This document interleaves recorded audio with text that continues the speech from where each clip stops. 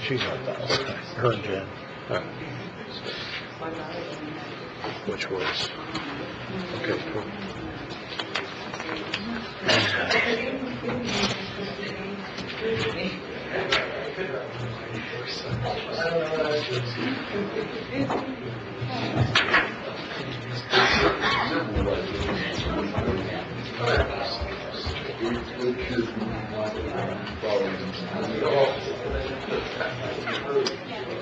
Gavin here? Gavin? No, he's here. But is he really? No. Is he really? Saw your USC pictures. Yeah. Red Rose. Are you want to hold? Pardon me? You want to hold? Yeah, they don't do it online. You make that call. Okay, all right. We have to introduce Oliver as Dr. Oliver Davis. Both special resolutions we might continue. Yeah, thank you. Definitely doing good. Miller is definitely. Yes.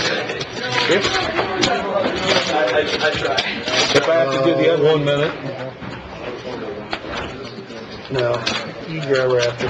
We're going to be done quicker.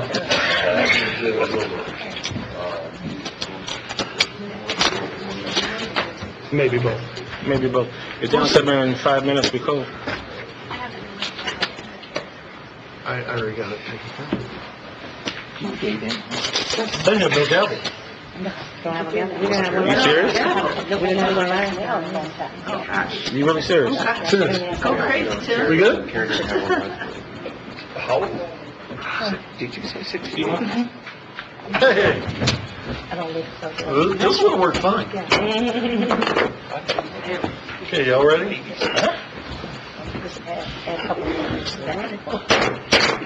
Good evening. The Tuesday, May 28th Common Council meeting is now in session. Our invitation is by Brad Laird, South Bend Friends Meeting. Thank you, sir, for coming.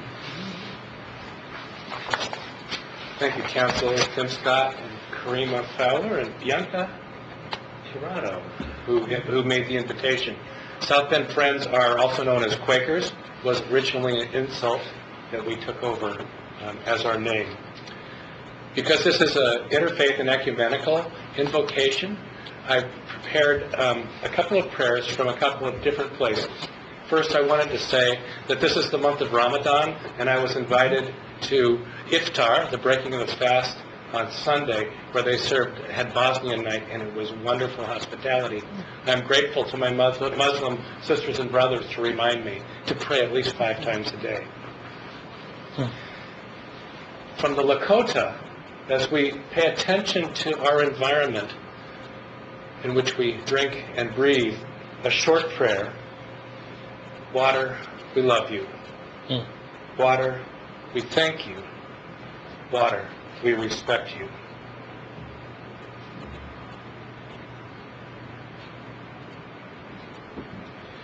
I lived in Africa for a year, and the world there can seem very different. I want to share with you now a prayer from that is shared in Mozambique and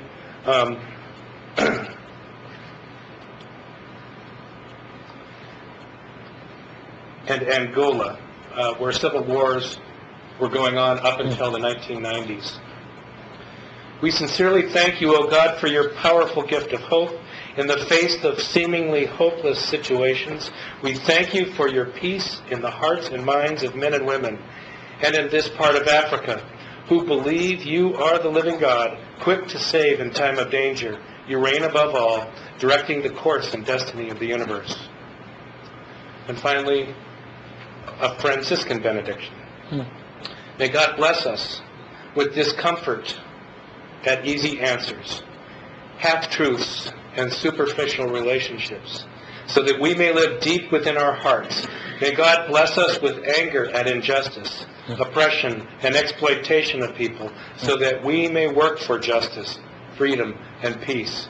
May God bless us with tears to shed for those who suffer from pain, rejection, starvation, and war, so that we may reach out our hands to comfort them and turn their pain into joy. And may God bless us with enough foolishness to believe we can make a difference in this world, so that we can do what others claim cannot be done. Amen. Amen. Thank you. If you would, please join me in a moment of silence in honor of Memorial Day and those who have fallen for our freedom.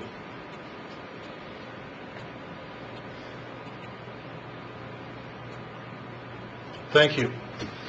And we'll do the pledge. Pledge allegiance to the flag of the United States of America and to the republic for which it stands, one nation, under God, indivisible, with liberty and justice for all. Thank you. You may be seated. If you would, please turn your cell phones to silent.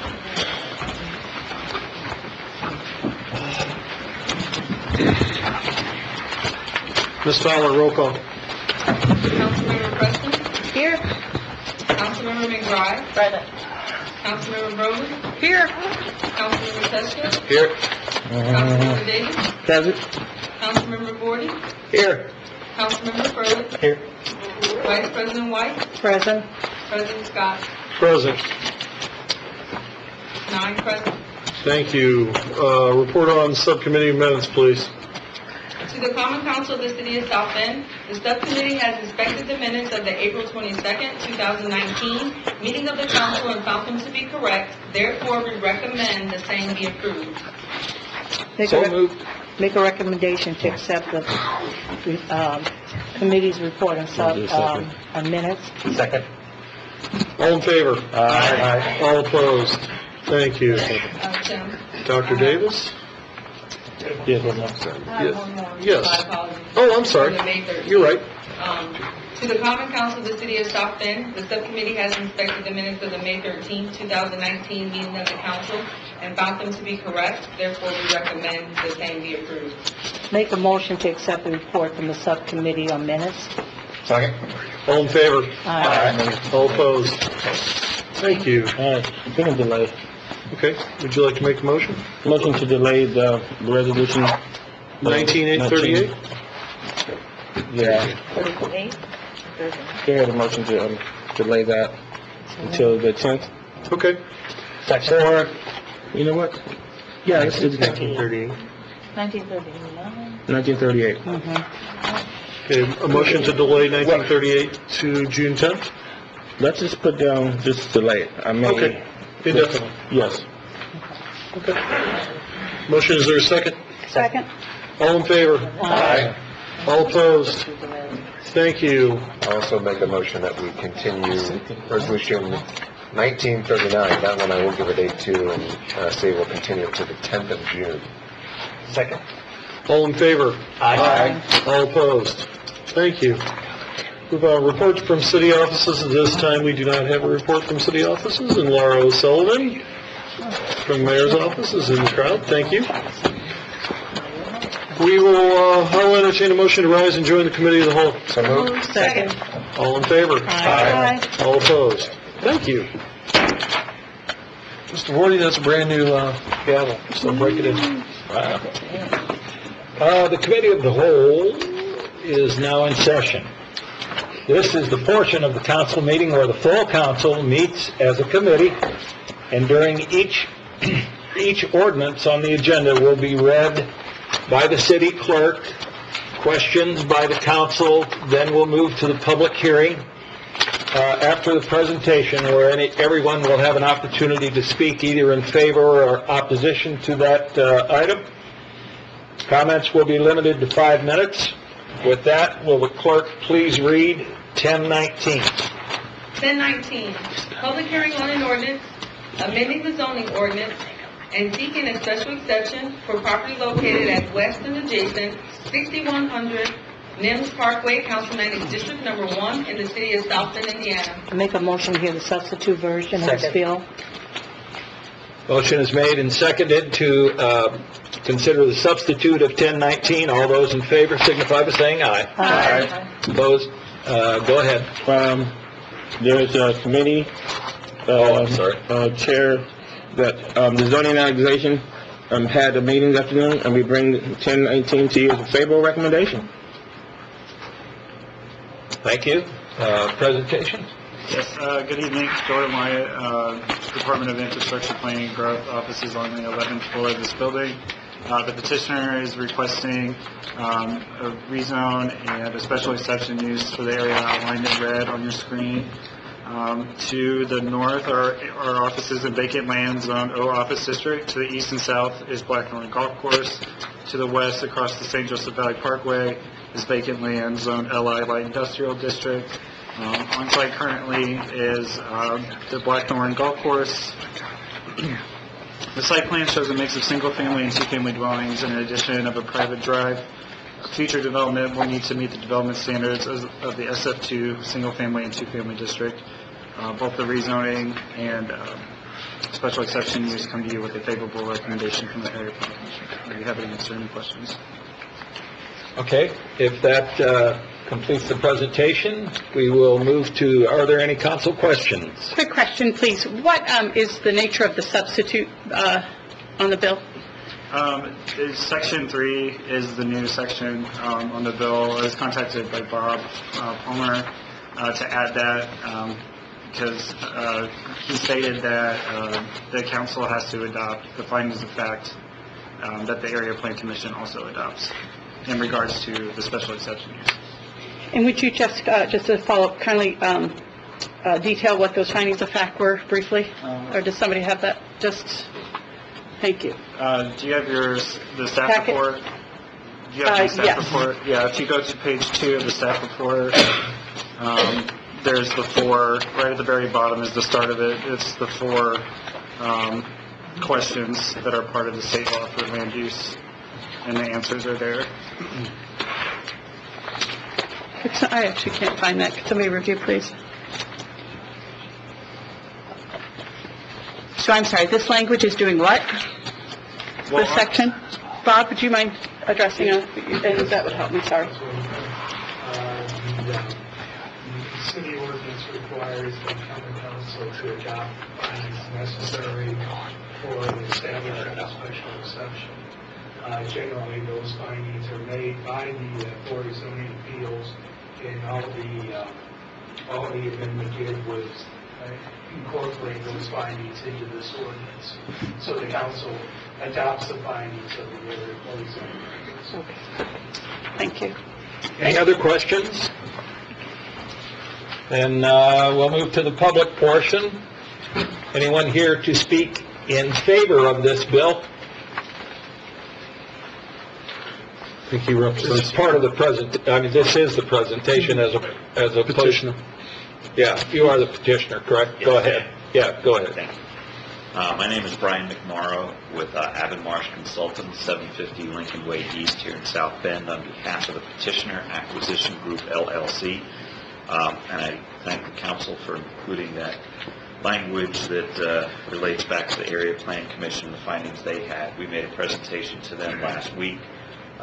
We made it known that Acquisition Group, for those that were wondering, is the group that purchased the property for the Blackthorn Golf Course from the city a number of years ago. We're interested in adding what we think is an interesting dynamic to both the golf course and the Blackthorn Office Park. We think that these stay and play type homes would be attractive to those who like, obviously, the lifestyle of living at Blackthorn, but also maybe be attractive to business people looking to invest in Blackthorn Office Park and have the adjacency to the airport.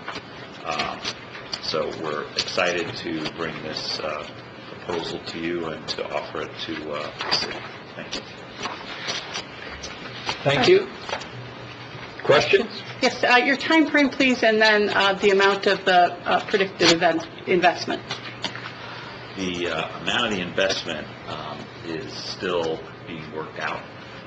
We've prepared preliminary concept plans showing that this private road would follow kind of an existing contour that's there, and the homes would be above and below that grade so that each home would have a golf course view. We're also refining the actual architectural plans for each of the units. There's going to be a single-family unit proposed and a two-family And then from there, we'll come up with the appropriate lot sizes. So those firm numbers haven't been established just yet. Thank you. But as for timeline, we expect to wrap up that preliminary investigation over the next couple of weeks, and then work in earnest to prepare detailed plans with the hope that we break ground later this summer. Thank you. Thank you. Mr. Teska? Just brought up another question for me. So are these going to be design built for specific consumers, or are you going to spec some of these buildings? We're going to have an array of typical floor plans where the individual homeowner can customize each just a little bit, but there's going to be a common theme architecturally that would run through each of the units. So each one will be a little different, but definitely have a common thread design-wise. Anyone else? Okay, that concluding the presentation then. Is there anyone here who would speak in favor of this bill? Anyone in opposition? Do you care to approach the podium and speak?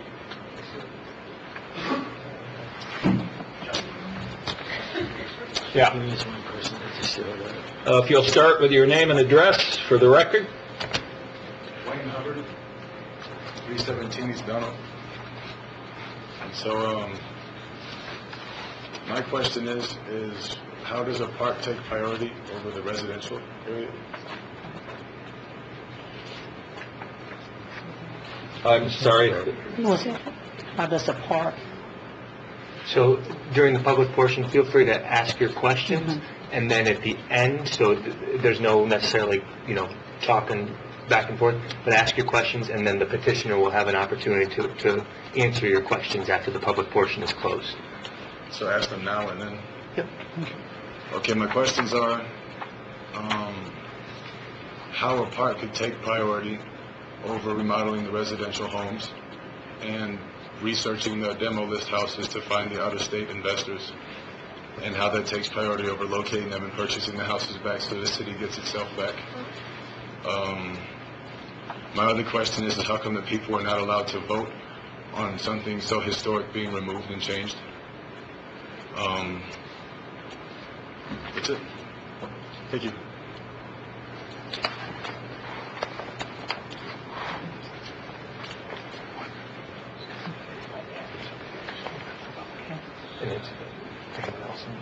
Is there anyone else here wishing to speak in opposition? Or rebuttal? Yeah. Or rebuttal?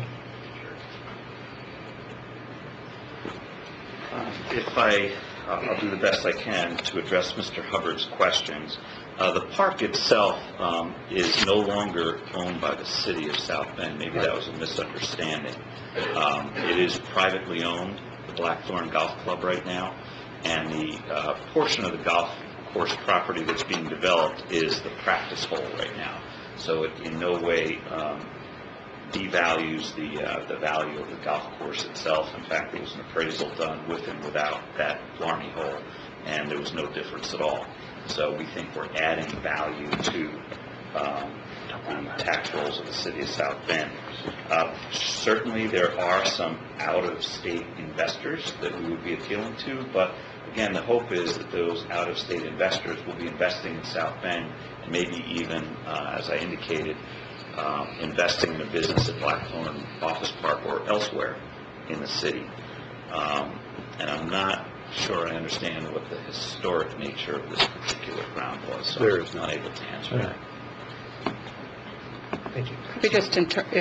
Probably just in terms of time and length, that it had been previously a golf course. I don't know. And perhaps maybe it would be instructive to talk about generally the development standards in terms of replanting, landscaping that would be required with this. Yeah, so our design will look to make it seem when we're done as if this neighborhood existed all along. We're going to work with the grades and the contours that are there. You'll notice that the areas of development which are shown in the crosshatch preserves a lot of the existing vegetation on the perimeter of the north and the west side, and even some of that wooded area that's kind of in the elbow. In fact, that little green that's there, we're looking to incorporate into the neighborhood itself, so it'll be a bit of an on-site practice green. So we're going to work with what Mother Nature gave us, and again, hope that the community looks as if it's been there forever. Thank you. Anything else? Make a motion to send to the full council favorably. So, Oh, it's a substitute, yes. Second? All those in favor signify by saying aye. Aye. Opposed? Okay, will the clerk please read 1119? 1119, public hearing on an ordinance amending the zoning ordinance for property located at 121 East Cut Street, Councilmanic District Number 2, in the city of South Bend, Indiana. Committee report? Yes, the zoning annexation had a committee this afternoon, and we met and we discussed this bill, and we bring it to you with a favorable recommendation. Thank you. You're welcome. Yes, hello. Jordan Wyatt, Department of Infrastructure, Planning and Growth. Office is on the 11th floor of this building. The petitioner is requesting to rezone the property outlined in red on your screen from MU Mixed Use District to LI Light Industrial District. To the north and east are vacant parcels zoned LI Light Industrial District. To the south across Tuff Street is a manufacturing business zoned LI Light Industrial District. To the west is a temple and businesses zoned MU Mixed Use District and GB General Business District. On site currently is a warehouse and parking lot. The site plan shows the existing structures and parking lots remain with the addition of the proper landscaping. Future development will need to meet the development standards of the LI Light Industrial District. This petition, this property was rezoned last fall, as you know, for the Weather Amnesty Center, and this petition is to return it to its original zoning. This comes to you with a favorable recommendation from the Area Planning Commission. I'd be happy to answer your questions, and the petitioner is here as well. Presentation? Good evening. My name is Tim Corcoran, Director of Planning, City of South Bend, 14th floor of this building. Yes, as Jordan explained, this is really just part of the agreement that we made with the landowner to revert the property back to its original state, which was light industrial. The reason that we had moved it into mixed use was to facilitate the warming center, and as that has now that expired, we are fulfilling our end of that bargain, which was to rezone it back to light industrial. And if you have any other questions, happy to answer them if I can. I'm sort of substituting at the moment for Pam Meyer, whose project this is. Thank you. Council questions?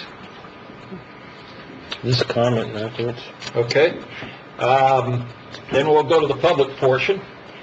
Anyone here to speak in favor of this bill? Anyone in opposition? Council?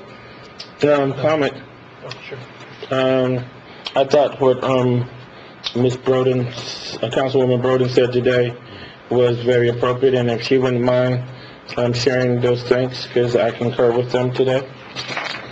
Sure. Just for the record, Thank for the you. night. Yes. Dr. Davis, are you putting her on the spot? Yeah, I am, but she don't mind to be put on the Let me spot. think if I can recall. So my remarks, certainly there's a number of individuals and departments that crafted and put this solution together. It's a very much needed solution, of course, because of our weather elements and our concern for health, public safety of our the chronic homelessness. So to call out a couple folks, Pam Myers from the Department of Community Investment, Tim, Jordan, you guys at the, I'm sorry, I'm going to muff your new title of your department in the county, the old former planning department of the county. But thank you, staff. And then, of course, the administration, in particular the mayor's office, for your help in putting this together. And of course, to the developer or the property owner, Mr. Dave Matthews. Everybody stepped up and worked together for a solution. I know, additionally, that council received in a previous meeting a report from Pam Meyer with regards to the status of the administration, with council's help, trying to work within this issue, and so that is available on the record to get people up to speed on that as well. So thank you. Thank you, Okay. Councilmember Broden. Anyone else? Then disposition? Motion to send to full council favorably. Second. Motion made and seconded to send to council favorably. All those in favor signify by saying aye. Aye. Opposed, goes to council favorably. That's the last item on the agenda for the committee of the whole.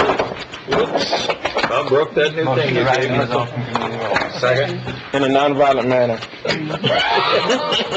And John, all in favor? All in favor? Aye. All opposed? Opposed.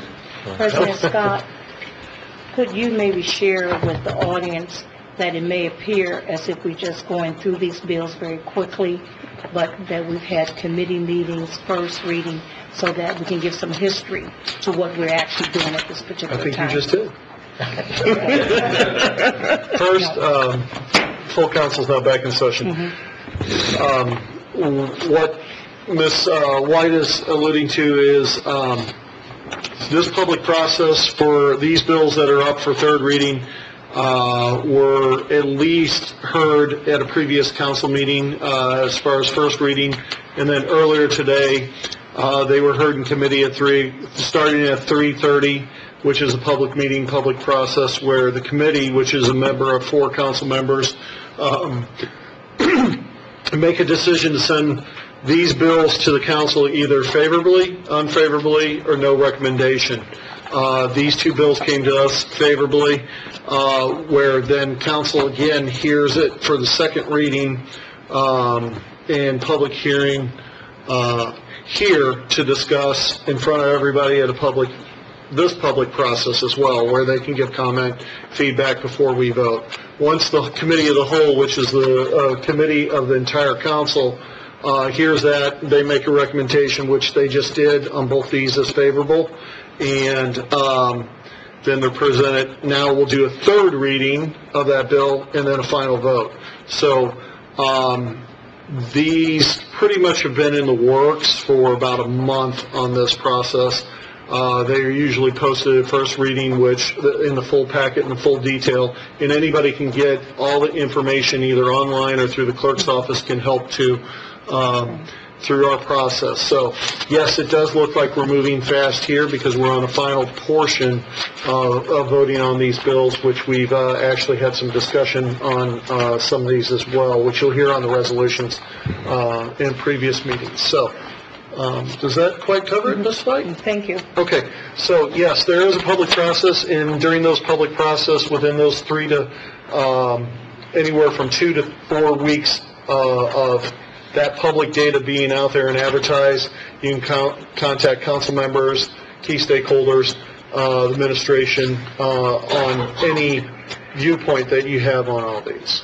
So now we'll move to resolutions, which resolutions are a little bit different than bills.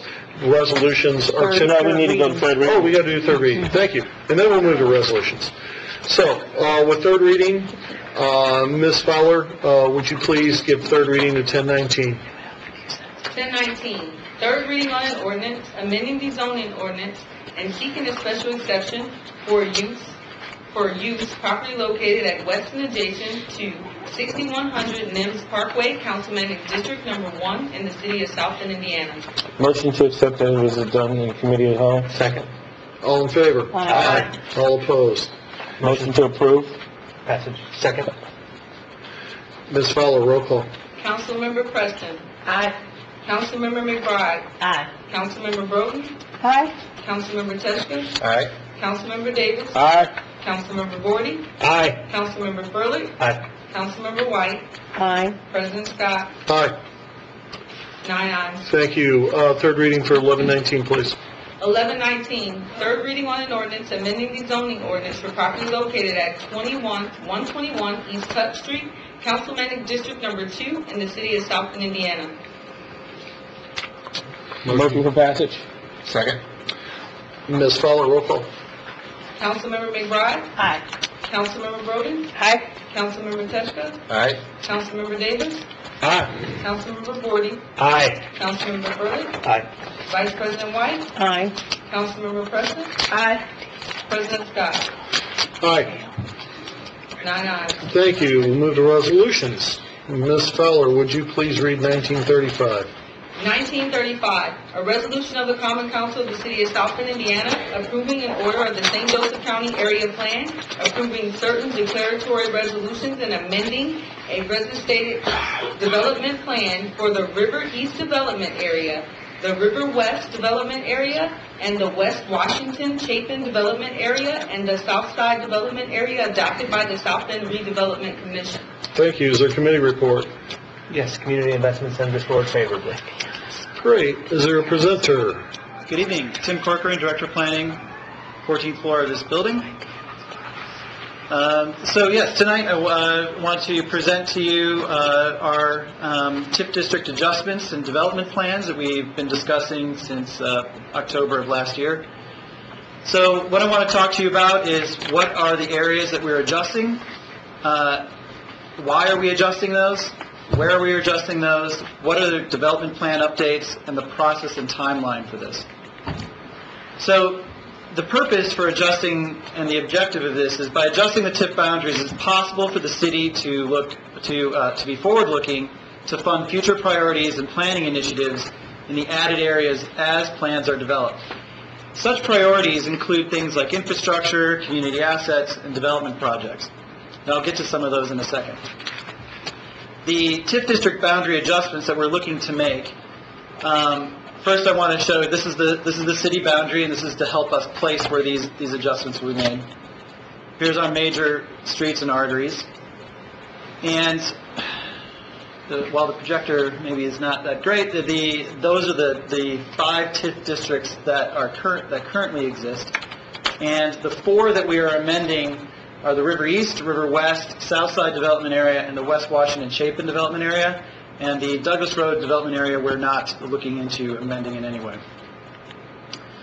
Currently, the TIF within the city represents 43% of the city, and with the proposed adjustments, we'll be reducing that to 41% of the city in terms of acres. That means we're adding about 879 acres, and we're removing 1,468 acres. Also within this, we're transferring parts of one TIF into another. So one of the places that we're doing this is number 1, which is we're transferring part of the West Washington Chapin Development Area into River West TIF, and this is just the area below the city cemetery. This is the city cemetery park that we've been working on for a while, and you'll notice during the Colfax two-way street conversion, for instance, that sort of the phase 1 of that project is in place. The second area is number 2, the TIF district transfer area, which is going from River West Development Area into the South Side Development Area. And I'll explore a little bit more of the consequences of that as well during the presentation. So what this accounts for is about 1.3 acres being moved from West Washington to River West, and 220 acres of River West into South Side.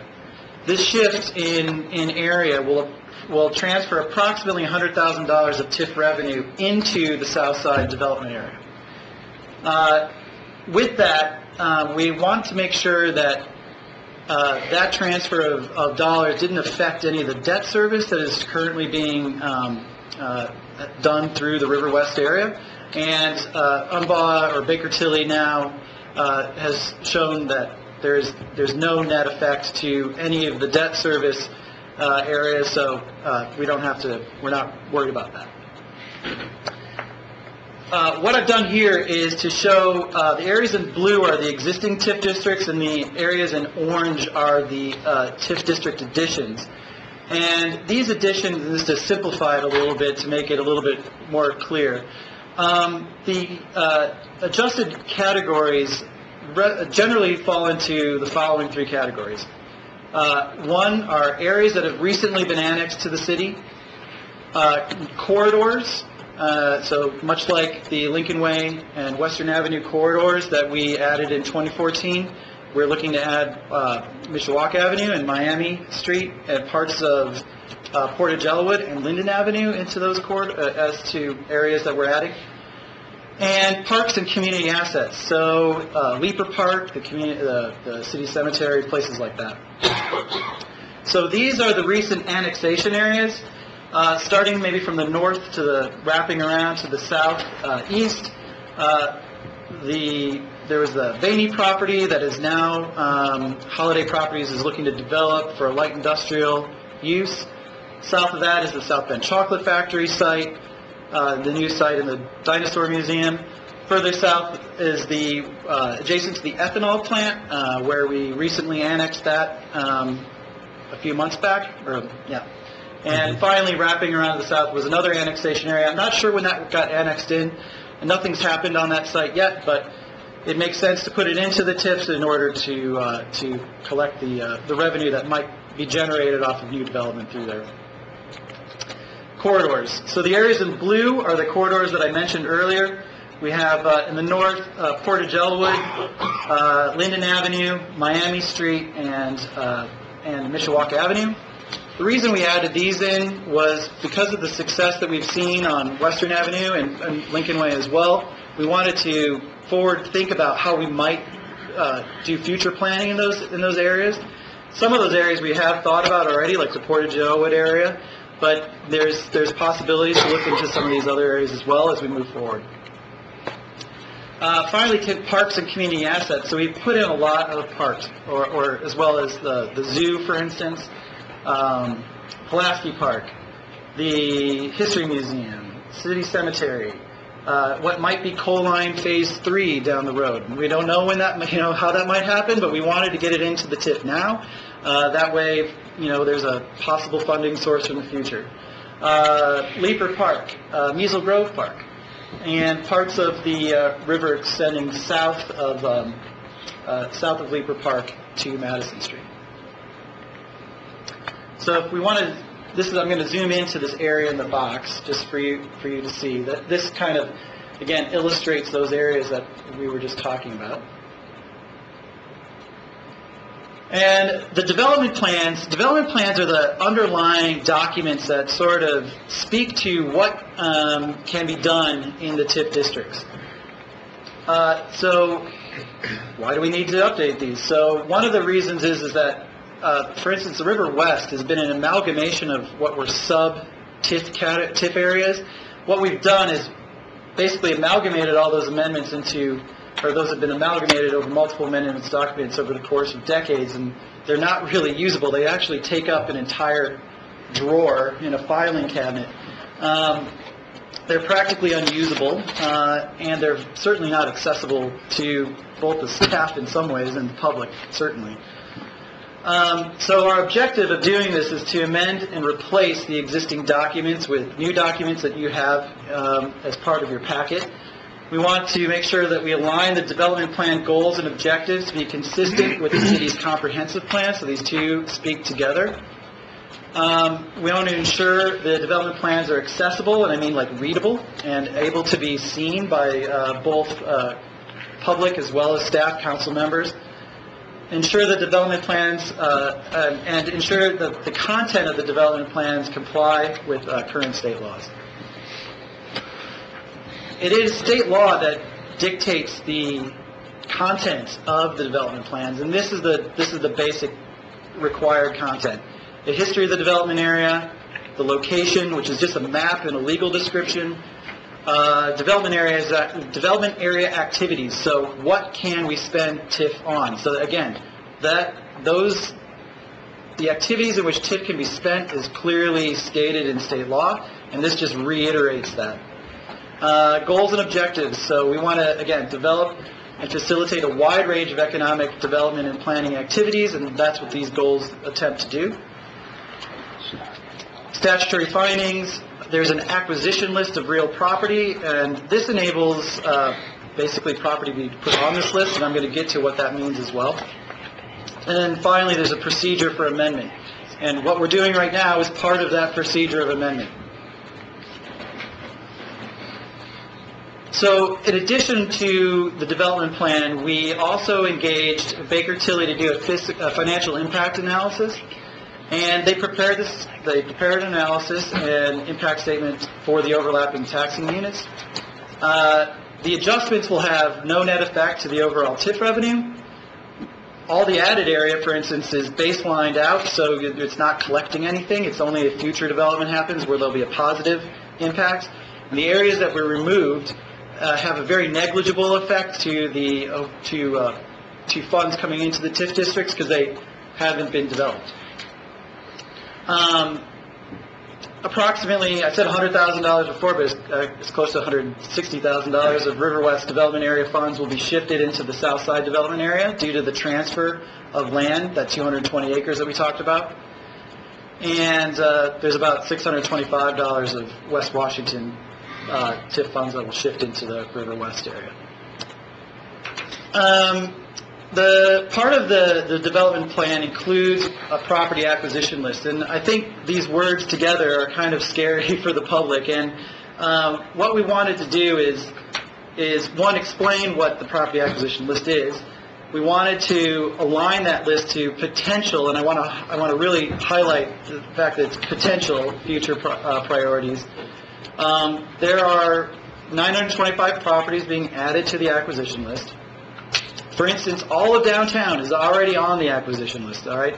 So being on the acquisition list does not mean that the city is actively trying to purchase or acquire that property. However, if the property is on the acquisition list and there is a city project that we want to try to facilitate, it allows for the redevelopment commission to negotiate with the property owner in order to come to some sort of mutually agreed price for their property. The RDC does not have what the city has in terms of condemnation or eminent domain power, all right? They cannot just take property for a particular use. So like any sort of property transaction, if you can come to a mutually agreed price, that negotiation ability is why you put a property on the acquisition list. If the city wanted to purchase a property, we have to go through a standard procedure through the Board of Public Works where we get two appraisals for a property, and we take the average of those two appraisals, and that sets the value. Now, that might not be the value that you think is what your property is worth, but that would be what the only way that the city could buy property that way. This just enables the RDC to be more flexible in how they purchase property by essentially being able to pay more.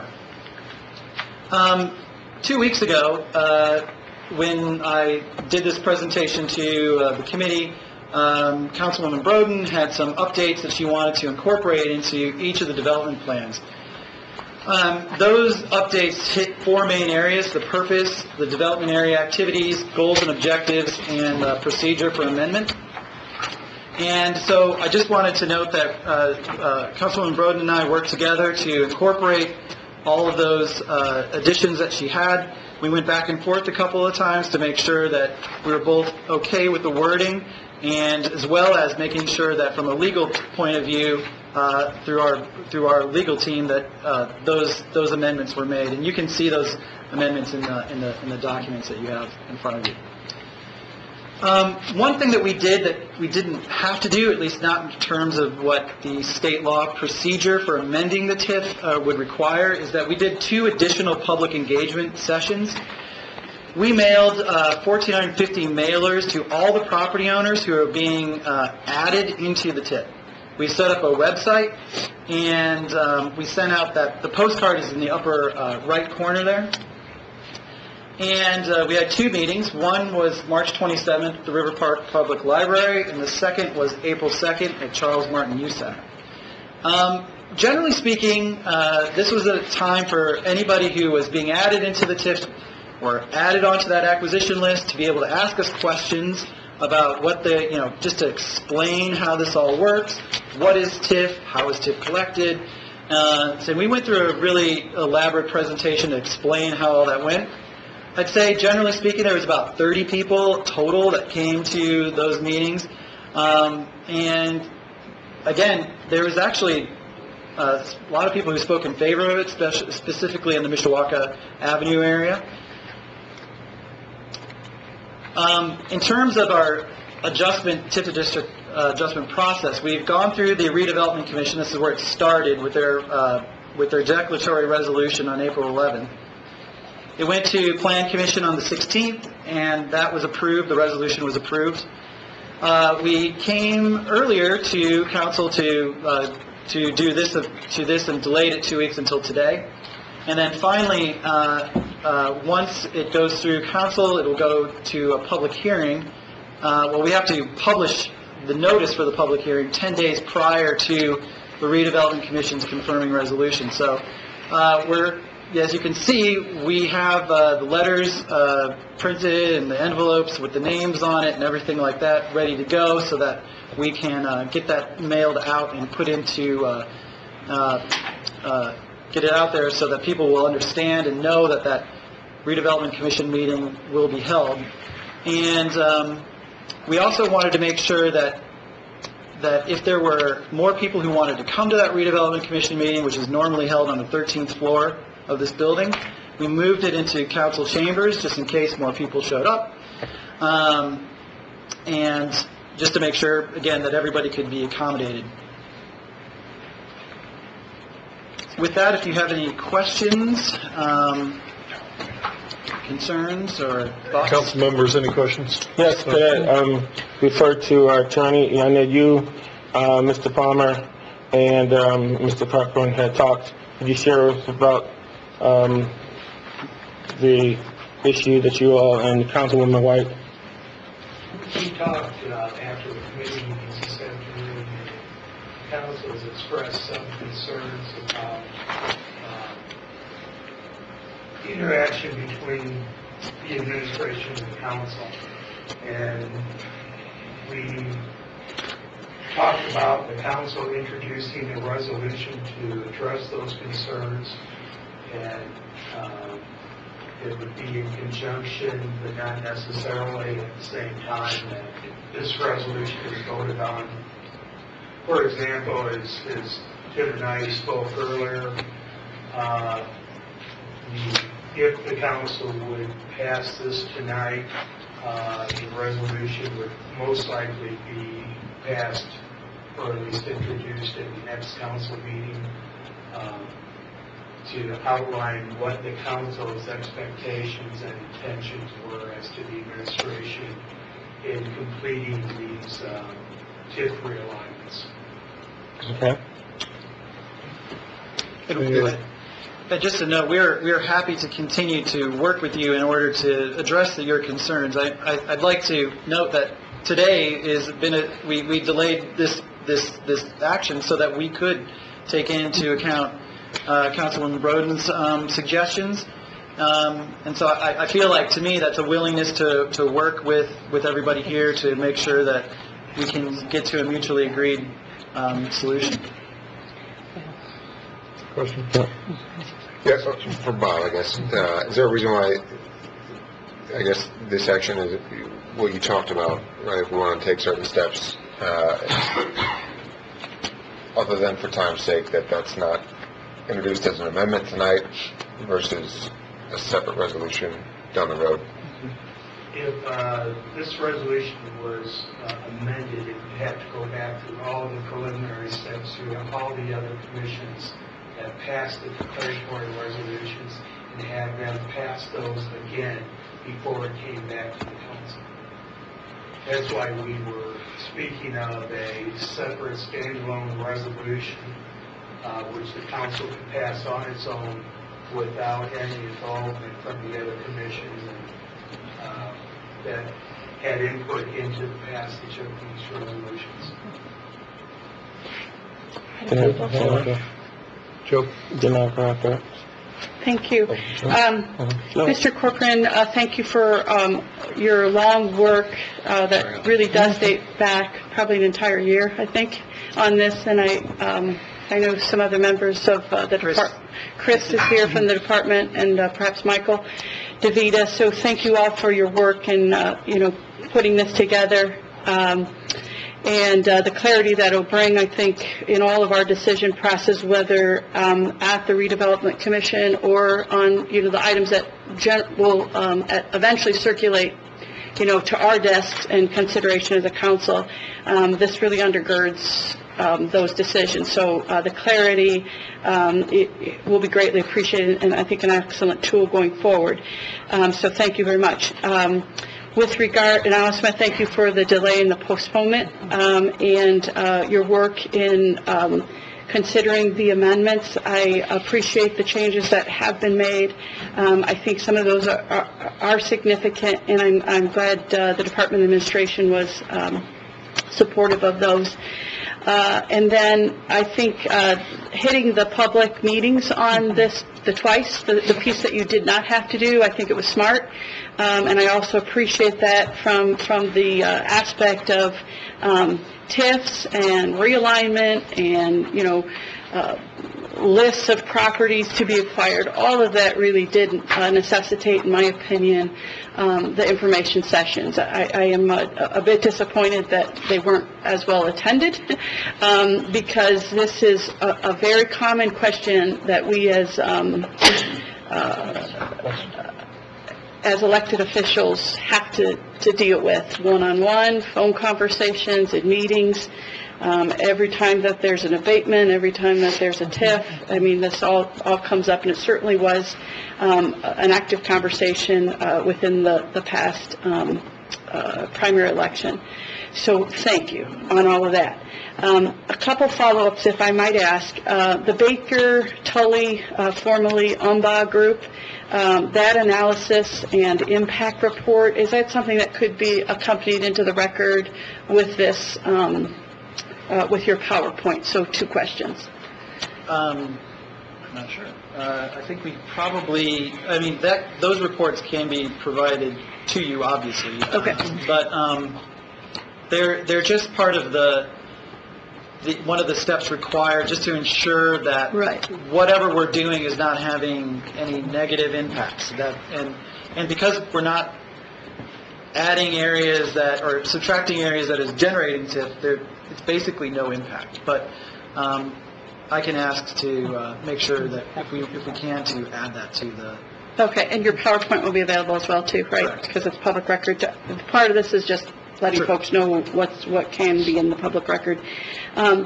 With regard to the meeting, the next step on this is it's to go to the Redevelopment Commission. Did I correctly see that was June 13th? Yes. Do you have a meeting time for that you can announce? And I appreciate having it here in council, but the time? The meeting time is the standard Redevelopment Commission time. And that is at what time, please? 9:30. Okay, so I guess I would like to encourage, again, I appreciate the schedule change for this venue, but if that meeting could be looked at from the administration for June 13th to actually be at 5 p.m. or after 5 p.m., I think, again, we have an opportunity to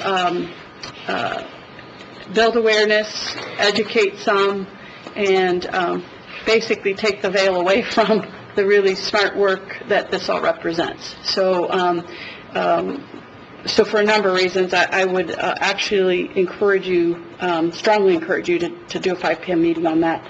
And then, as I had shared in my comments by letter with regard to the amendments, much of this hinges on, if you kind of put this all together, the plans, the development plans, I'll be very specific, are our shared roadmap. Could you please address, and you and I went over this, but I think it really does add to our understanding as council, but as a community. The Appendix D, the development area plan documents that are part of each of these development plans, could you kind of speak to those plans and how they tie into all of this? Sure. So the development plan is required as part of having a TIF. And that development plan is sort of, like you said, like a roadmap as to what types of things that the Redevelopment Commission will be looking to do, or what things can TIF be spent on. So what we did is we wanted to make sure that each of the development plans aligned with the city comprehensive plan very closely. As you know, you adopt the comprehensive plan and any adjustments to that comprehensive plan. So, for instance, neighborhood plans that become adopted by council automatically become part of the development plans of each TIF district. Secondly, we wanted to, while each of the development plans is very similar to the other, they're all very similar to each other, where there were distinct differences, so for instance the West Washington Shape and Development Area, which is a historic area, we wanted to add a little bit extra language talking to historic things because that's part of what makes up that TIF. So there is some small nuances between the development plans. Generally they are the same. We wanted to keep them the same or as similar as possible, so as to align to the comprehensive plan. So when we talk about how the public is engaged in many of these things, any neighborhood plan or any adopted plan that comes forward to council is automatically then part of this development plan. So in a sense, there's a lot of engagement that does go on in order to get those plans in there. So for instance, if you think about the Western Avenue streetscape projects that we've been doing, those were TIF funded. That started with a plan, the West Side Main Streets plan. That plan was adopted, the TIF was adjusted, and we've been building it. We're on the final phase. It's going to start in a few weeks. So that's kind of how all this is interlaced or interconnected. And it's really just a kind of a thing that is part of the state law that requires you to have this. So, and we wanted to make sure it was clear and concise. Okay, my two other final comments. So the tons of public engagement that goes into our participation, and by public, I just want to emphasize professional planners, your department, local business individuals, groups, social. I mean, there's a lot of folks who, when a plan is done right and it's done in a timely way, it really should reflect the direction and I guess will of the neighborhood, our own vision of where a particular, if it's a corridor or if it's, a specific piece of land, within the area. So knowing that, and then the process, that things have to go for the formalized process to actually be a formal neighborhood plan, then basically, if I could make sure that I'm understanding this correctly, those plans are actually then they become integral. They are a part of the comprehensive plan. Correct. And then the next piece is that comprehensive plan should then also be inclusive of these area plans or neighborhood-specific plans, or if they're a park plan or whatever, the different things that you've tucked in here. Those should be the guiding principles, right? And sometimes down to the detail, right, in terms of that shared vision. So I appreciate the the process and this connection that you've gone through. But back to my remarks on all of this. I mean, we can carve out areas and label them TIF, right, on a given map. We can have a really clear plan in terms of what your department has done, and we can have the neighborhood, et cetera, plans inform that, right, be the guiding document for both the redevelopment commission and the council.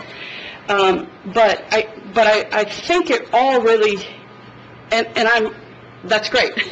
But I think it all hinges on, and these are the 3 points that I had made in my letter, and I do want to mention them tonight,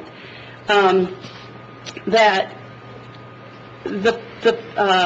I think there is a requirement And I would hearken back to this council's work. Councilmember Davis introduced Bill 1690 last year, in 2016, about biannual updates on the plans and to council, and then just the concept of how can we review these, revisit them in a timely manner, so that we can make sure that that vision is that it doesn't get stale, I guess, right?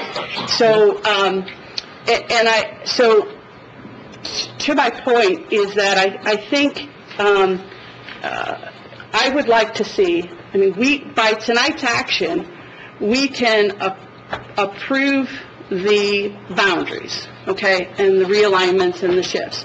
We can have a really good, strong document with an intention that the comprehensive plan includes these smaller neighborhood plans, but really where the rubber hits the road is that those plans, because we're all reliant on them for really large amounts of funding, and also for decision-making here in the council, zoning is one of them that we're reliant on.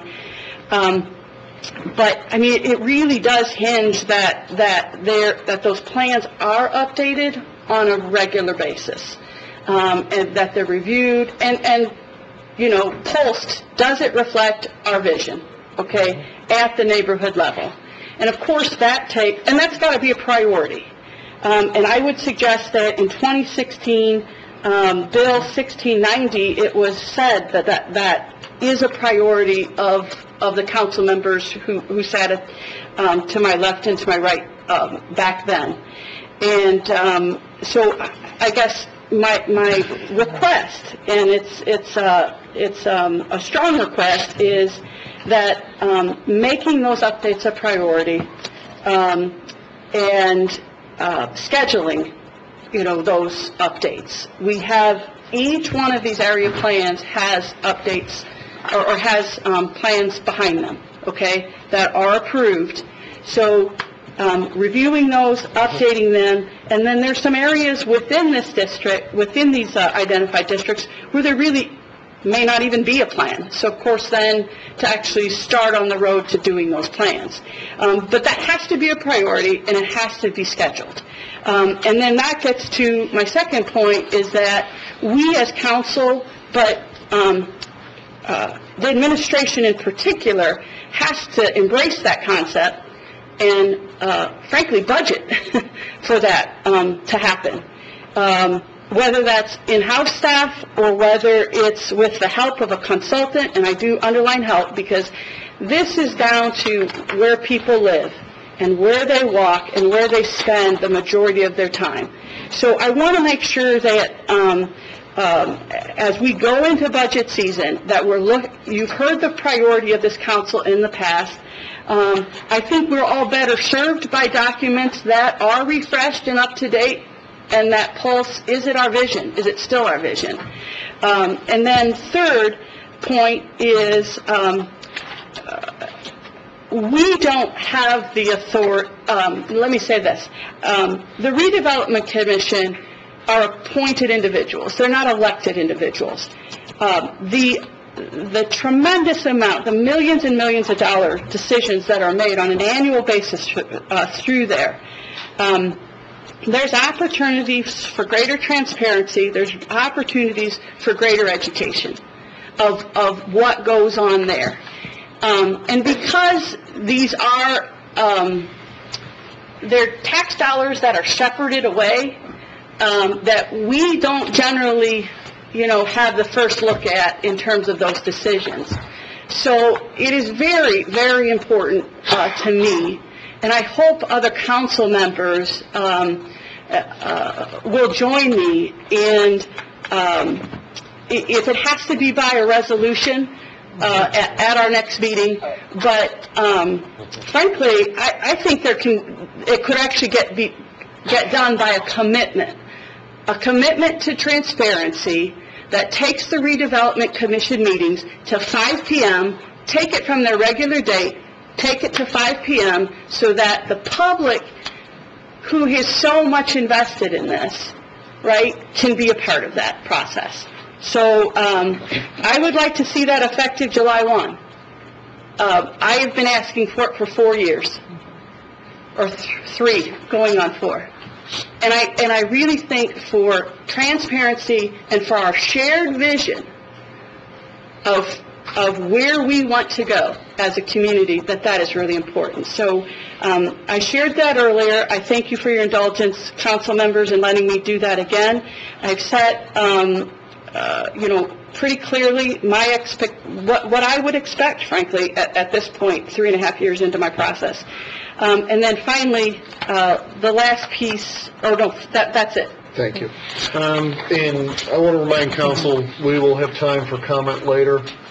This is question portion. Dr. Davis, did you have questions? Yes, in light of what was just shared with, by Councilwoman Broden, and even the question from, Councilman Teska, if we were to, put together a resolution, isn't it possible to meet the needs that she talked about in a resolution in one night? Yes. A resolution doesn't have to be... No, we do one night. Resolution has to be published. I mean, yeah, but I'm talking about it'd be one council meeting. Yeah, there's no... Yeah, so... multiple readings. Is there, I mean, my thoughts on that, and we can, some may say we can do it separately and vote this tonight and then vote that next time, or others may just say we could put together a resolution that would incorporate that, vote that at our next meeting, and then vote this after that. I mean, that's a possibility. That way you don't have to go back to the 3 months concept of having to restart all this all over the way. Right. The problem with, if I'm understanding your question, if you're asking if we can delay this until the next meeting and pass a resolution at the same time, I believe... That would just throw that, only difference on here would be that the redevelopment meeting, because they meet twice a month, instead of it being that they have their meeting on the 13th, they have their meeting on the 27th. Correct, because of the 10-day notice. Because of the 10-day notice, our meeting would be on the 10th, and that would still give them 17 days. So, from that standpoint, then, what Councilwoman Broden is putting, hopefully, would that give you... I would be inclined, I mean, if you're asking for my comment, I would be inclined, this thing really needs to get passed tonight. Yeah. Okay. But I think, I've been clear, I think we can do a resolution, and as a council, if it's unanimous, it's a 5-4 vote, it'll be taken at, its merit under consideration. It sounds like it could be done in one meeting as a resolution. Correct.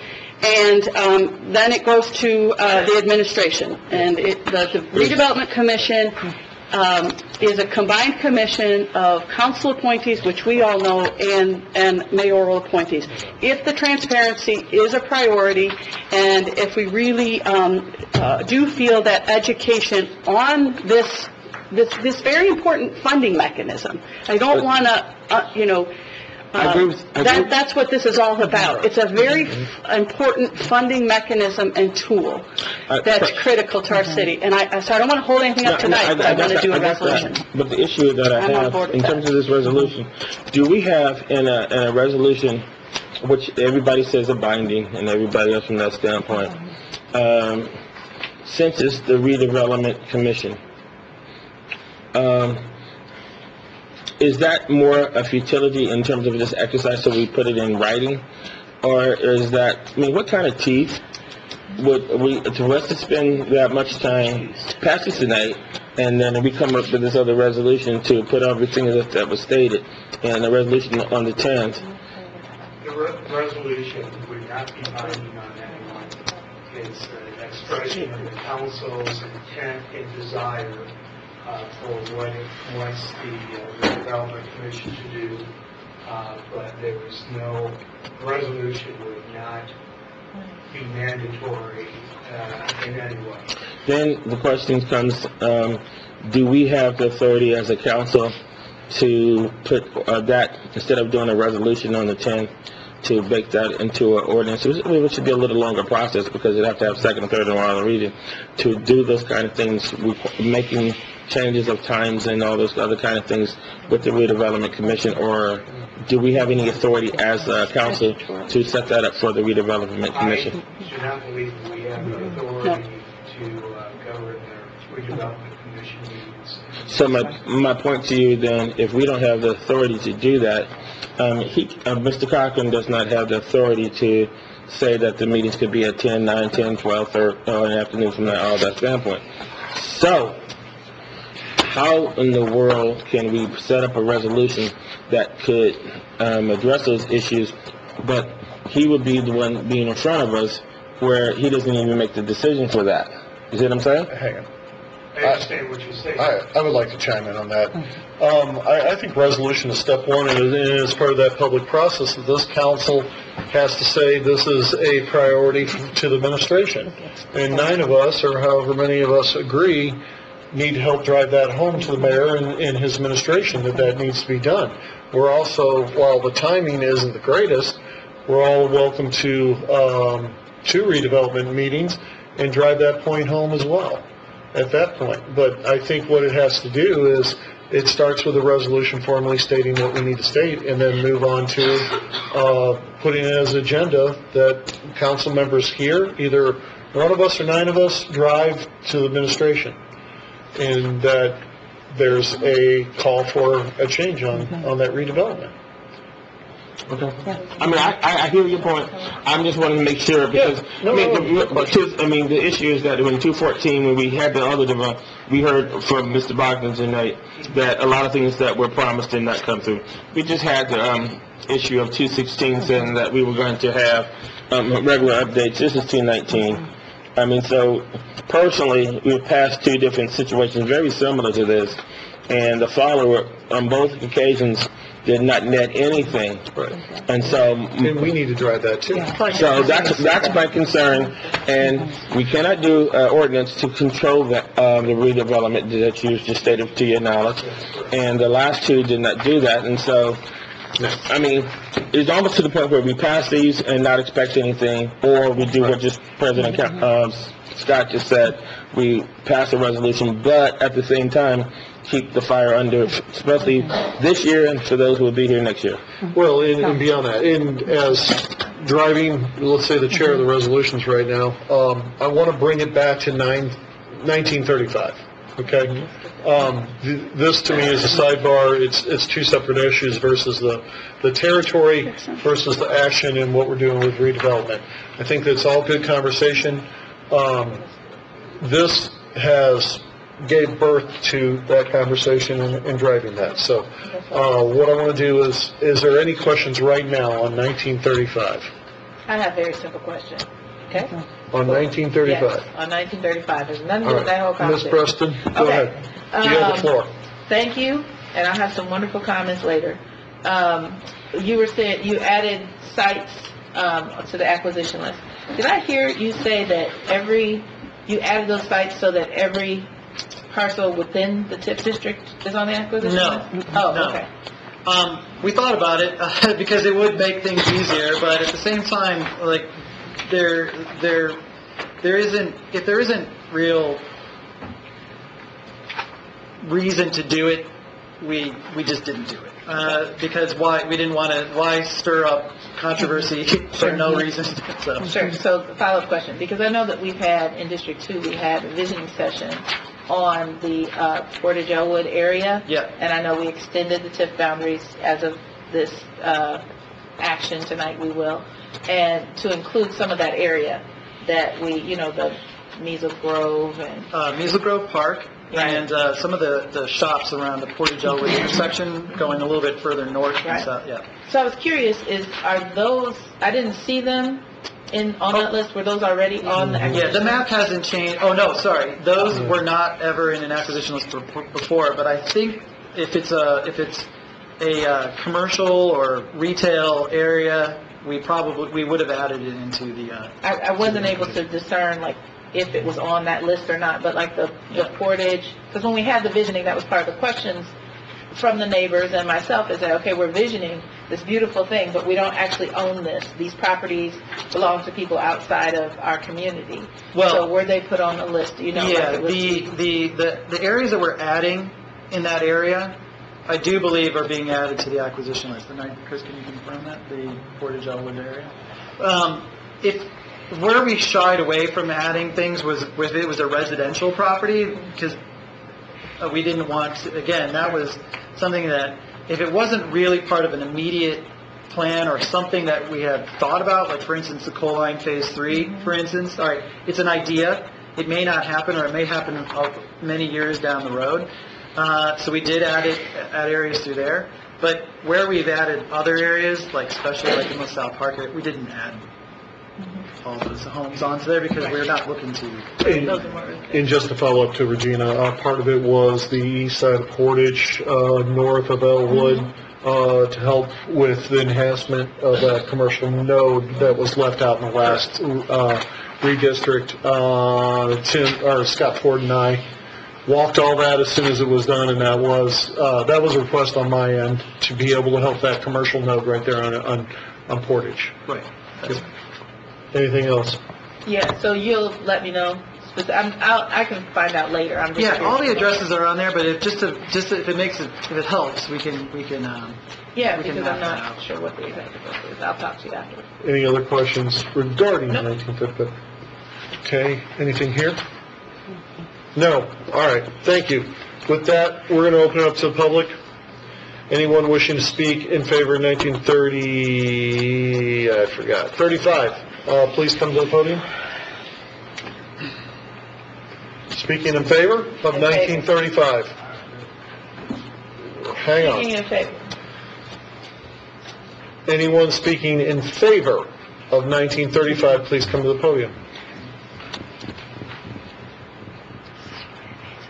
Please state your name and address. My name is Janice Kimbrough, and the address is 1701 West Linden Street in South Bend, Indiana.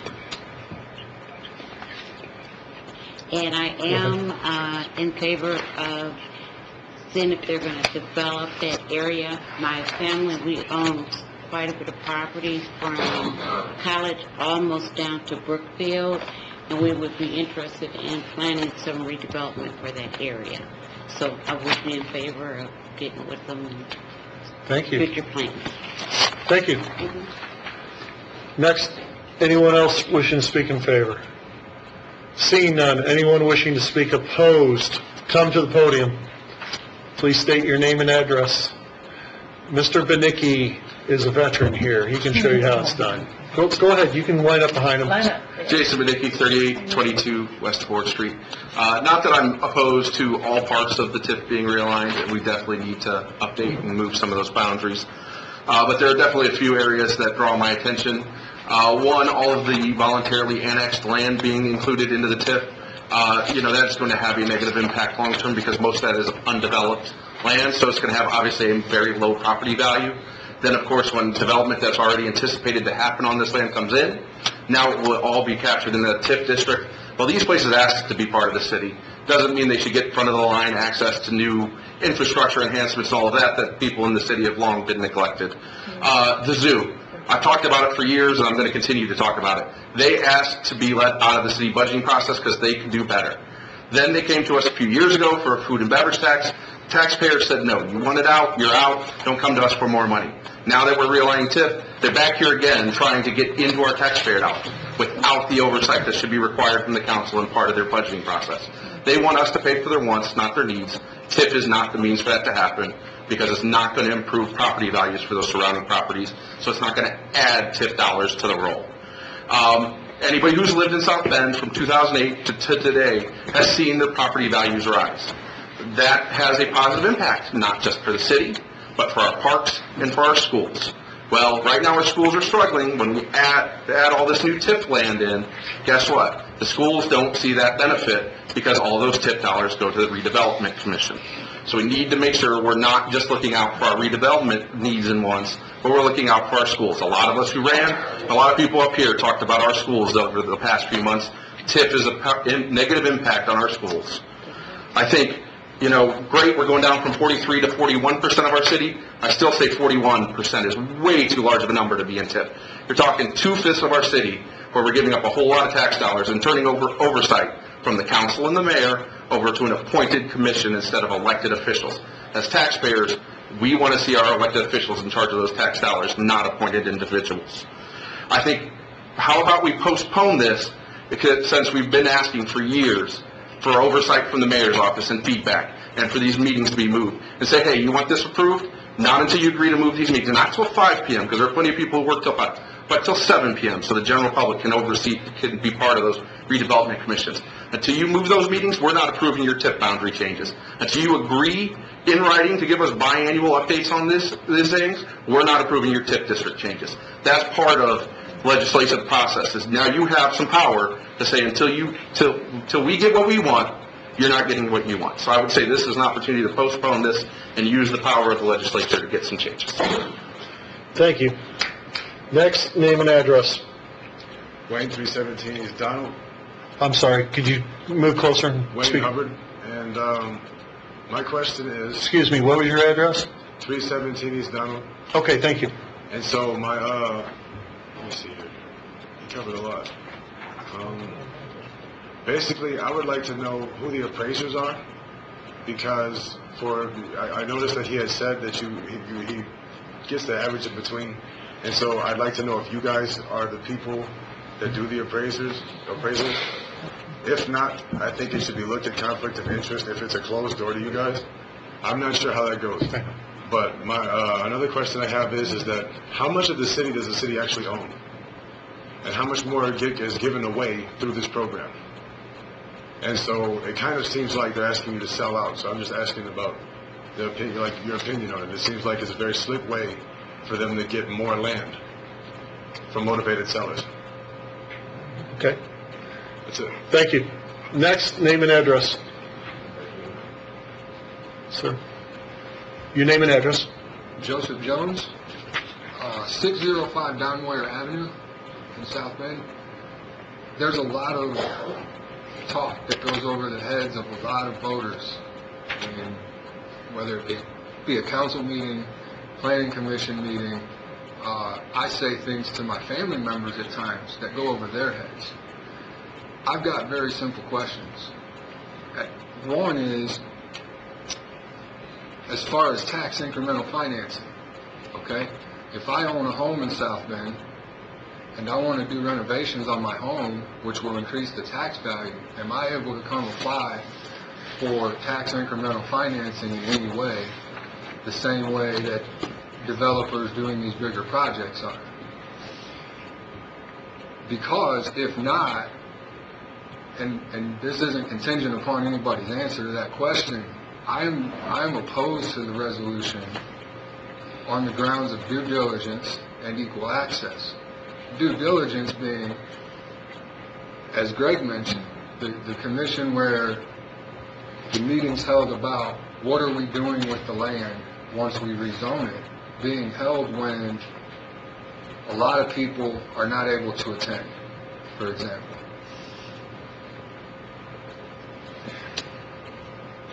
If you want to drive a point home to the mayor, okay, or the administration at large, stop doing what they want you to do.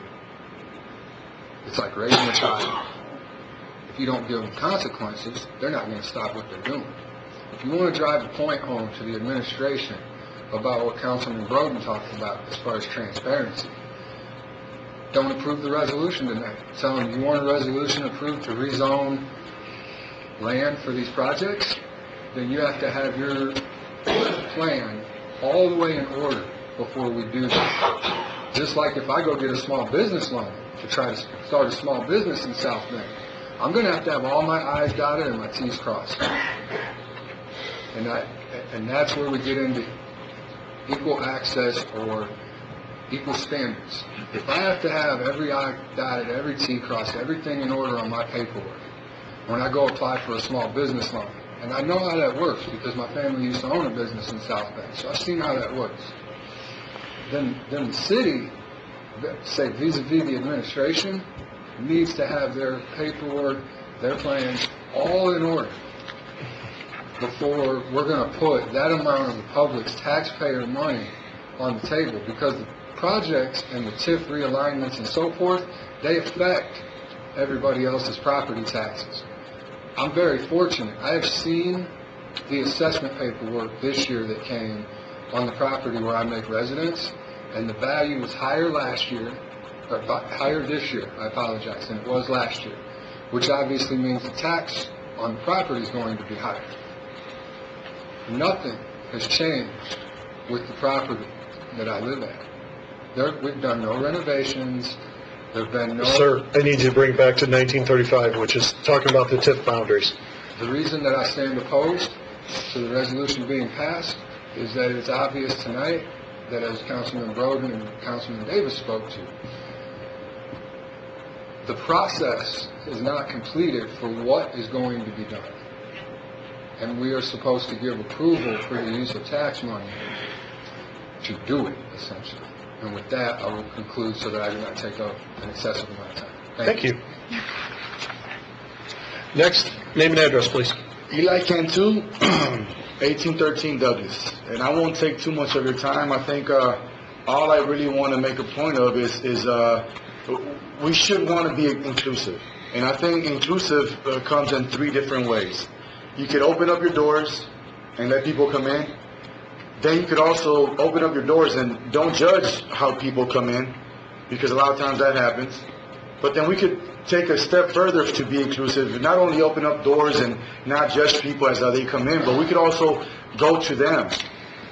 For me, from training kids in different neighborhoods, I would notice if I train here in this area, I can't expect the view from the northwest side to come over if I'm on the south side or any other neighborhood for that matter. So you really have to take it to them if you want to be inclusive. I, for one, have never... I'm from the vice president of Bronx Village neighborhood, and I believe part of this is in the south side area, and we've never heard, or this never came to our suggestion, or we didn't have no input on this.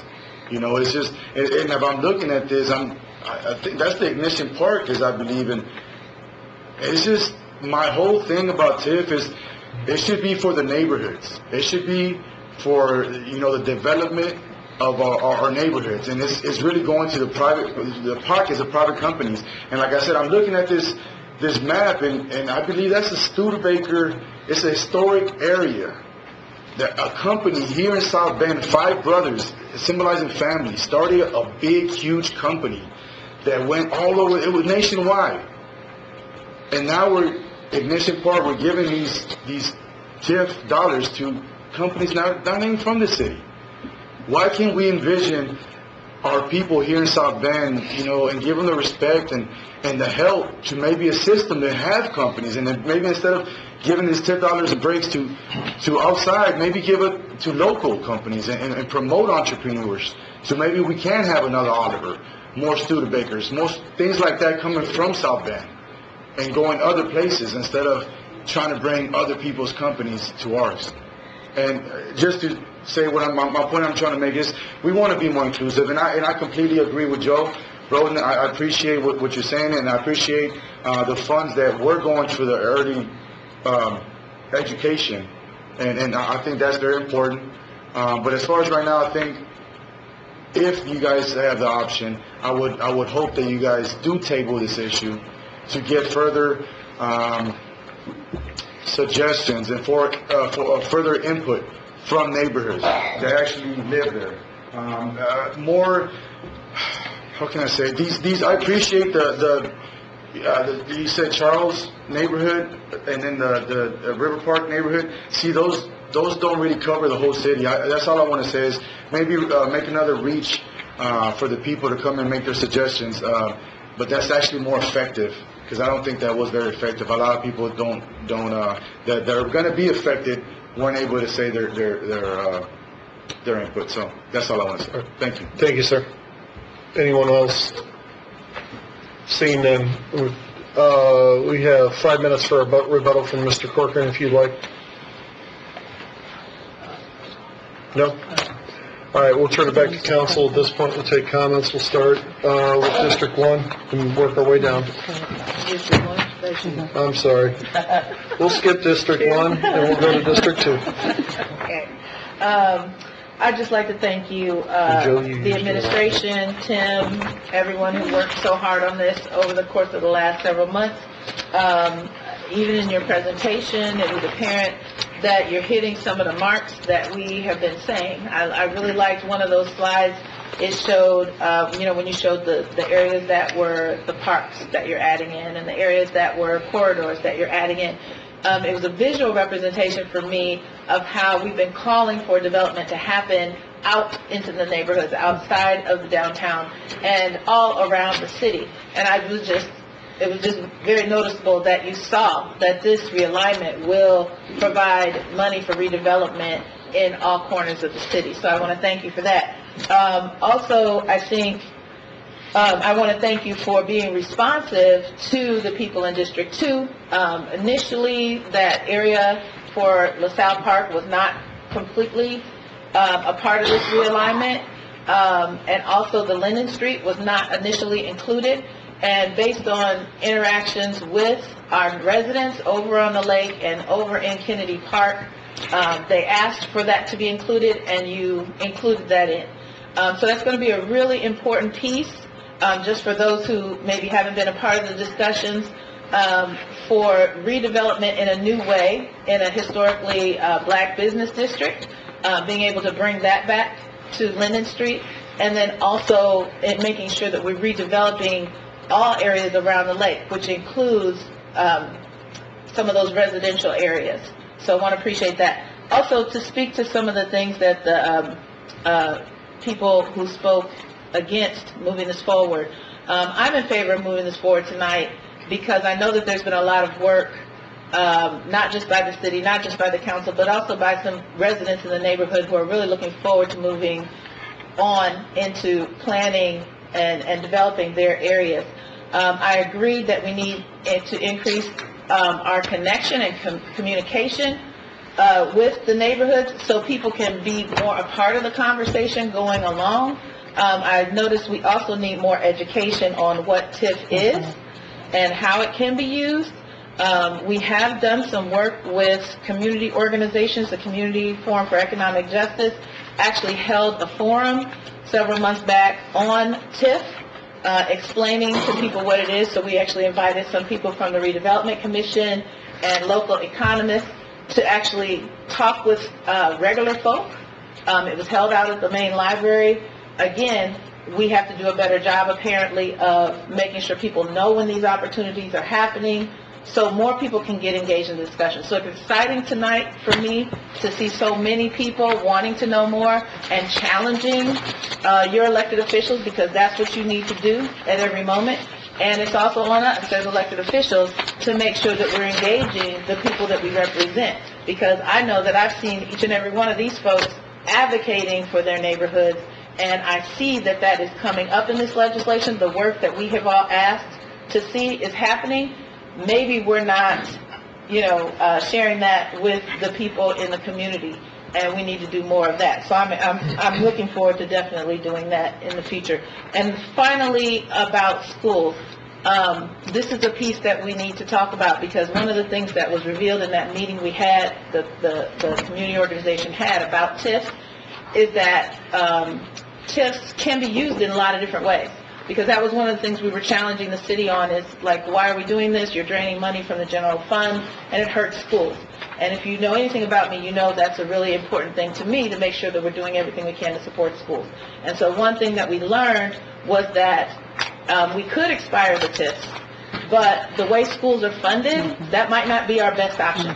Because when those tax dollars go downstate, the state makes determinations. When it goes to general funds, the state makes determinations that don't necessarily support public schools. So it's important for us to understand that what we learned was that it might actually be better for us to have that money in the in the TIF, so that we have local control over those dollars and how they're spent. Now, but what that means is you all have to be able to come to those redevelopment commission meetings and keep the pressure on elected officials and those making those decisions in order to use that money for the schools in the way that we want. An example.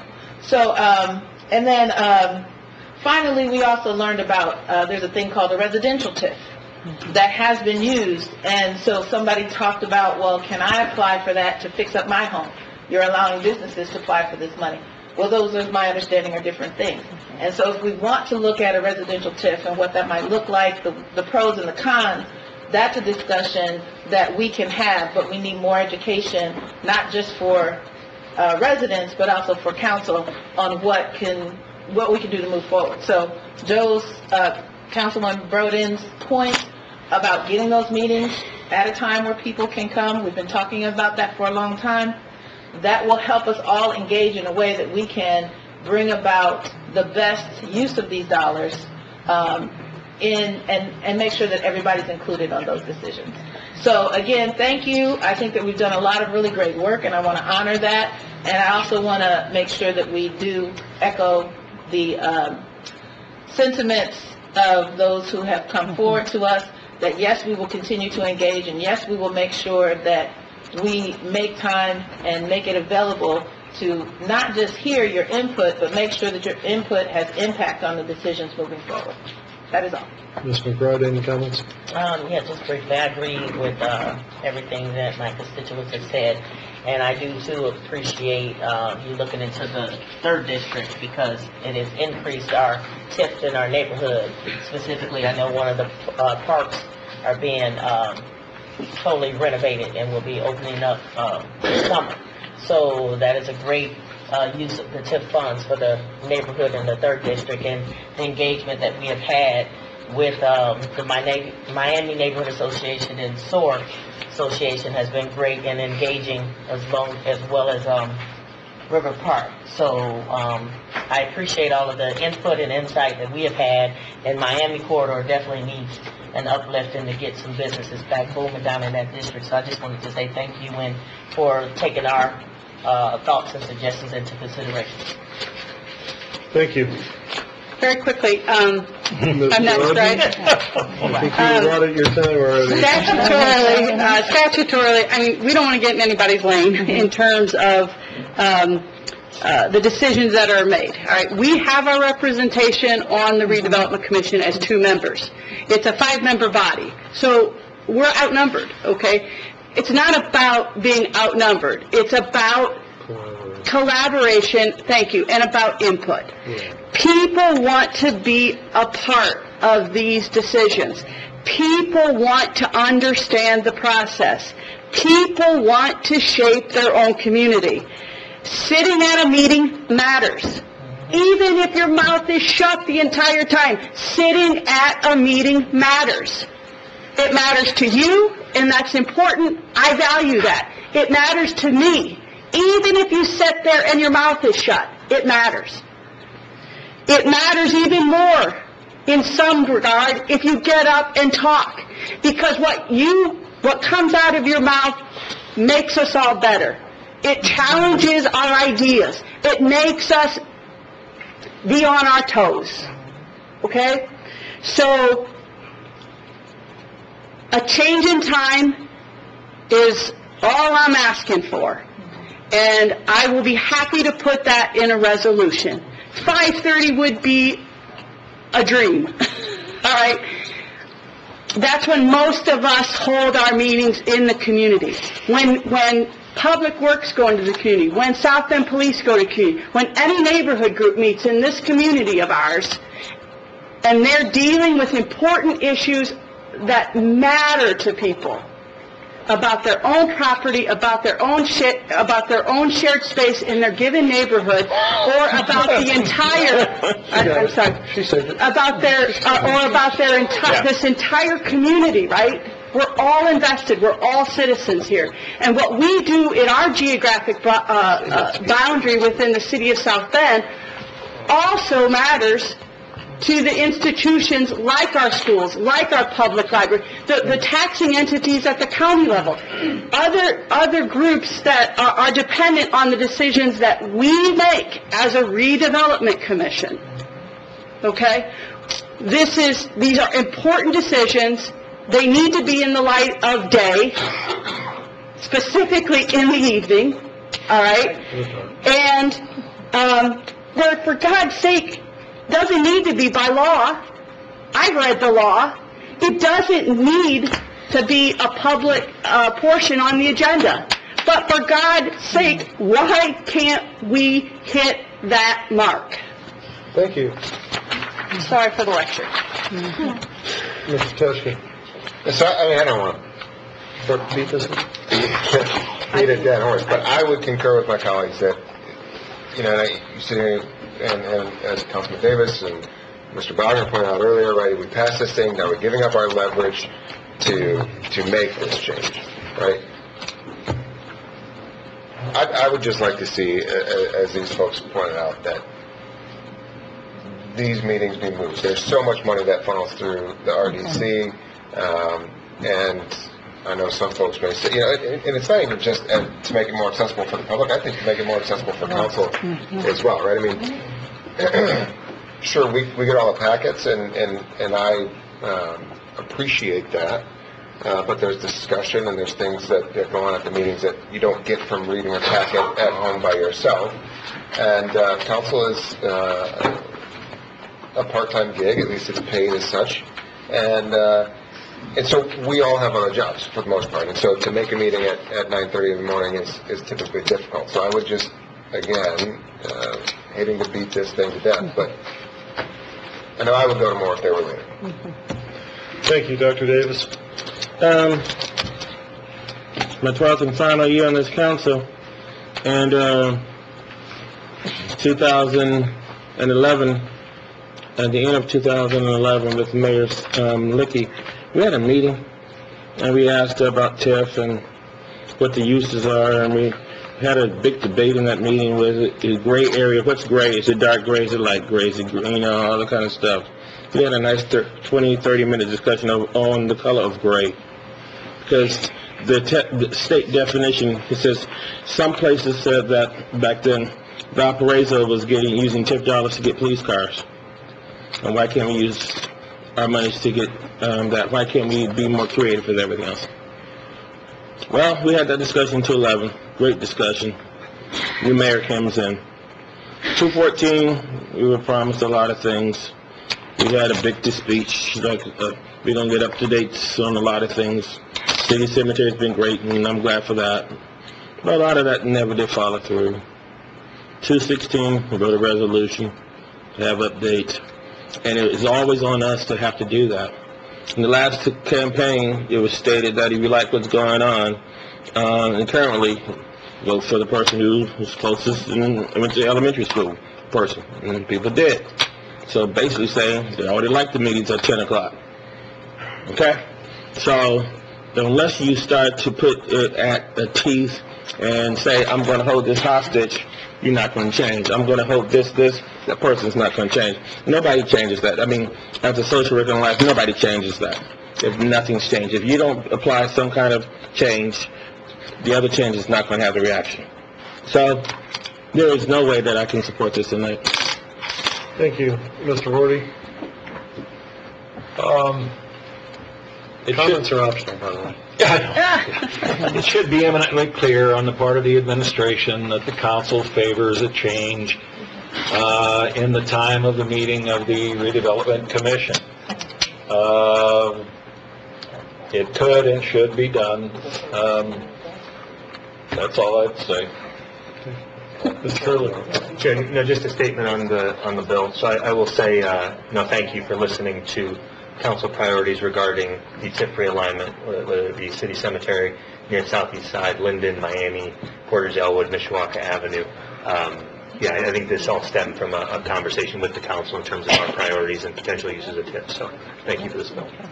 This way. I too would like to thank everyone, the administration, and others that have been involved with these discussions that really started in October, if I'm not mistaken, 2018, as we began to look at the realignment.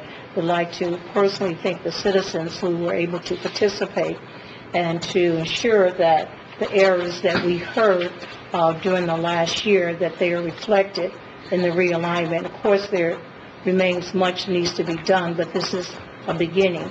Clearly, as we begin to listen, and as you've heard from other council members, and especially those who came before the council this afternoon, there is a need for clarification, education in regards to the role of the council as it pertains to the redevelopment, more information on TIF, what TIF can and cannot do, but most importantly, to have an ongoing mechanism in place for full engagement and education as well. We started doing the budget process last year with having what we have entailed budget educational series. One dealt with TIF, and we still see the need. I am in total agreement that not only do we need to send the resolution, but each council member, we must hold ourselves accountable to make sure that that information is forthcoming and that we have all the information that we need in order to move forward. We talked about having all of the various plans that they were going to be submitted to this council on a quarterly basis. That did not happen. So we have a responsibility to ensure that education is forthcoming, our citizens are fully engaged. When I look at those numbers of the citizens that participated in those series, we as a council, we have to make sure that our citizens, they have the information, that we encourage them to participate, but also that we have other means that they can get this information. And so again, as I begin to look at our standing committees, there's a lot that we can do through our standing committees to really have that full engagement where our citizens feel heard, valued, and that we can take that information and we can begin to form what we need to have to ensure that the various districts, that they have the services and the resources that they need in order to be full participants in the process as well. So I think everyone, I'm in total agreement that we need to have the resolution. It needs to be very clear. But after the resolution has been presented, then we have a responsibility to make sure that we have the time frame, that we get the information, and that we have, I would encourage that we would even invite members of the redevelopment commission to come to this council, either on a quarterly basis, to really give a report and to establish that relationship as well. Thank you. Finally, my comments are, I agree with the resolution, I agree with the conversation that came out of this. 1935 is about boundaries, and I appreciate the alignment and adjustments, especially the ones within the first district, that help set the table for any business, local or beyond. The Jan Kimbroughs of the world, all the way up to any international company. What this boundary does is it provides a tool. It provides opportunity for people to make adjustments.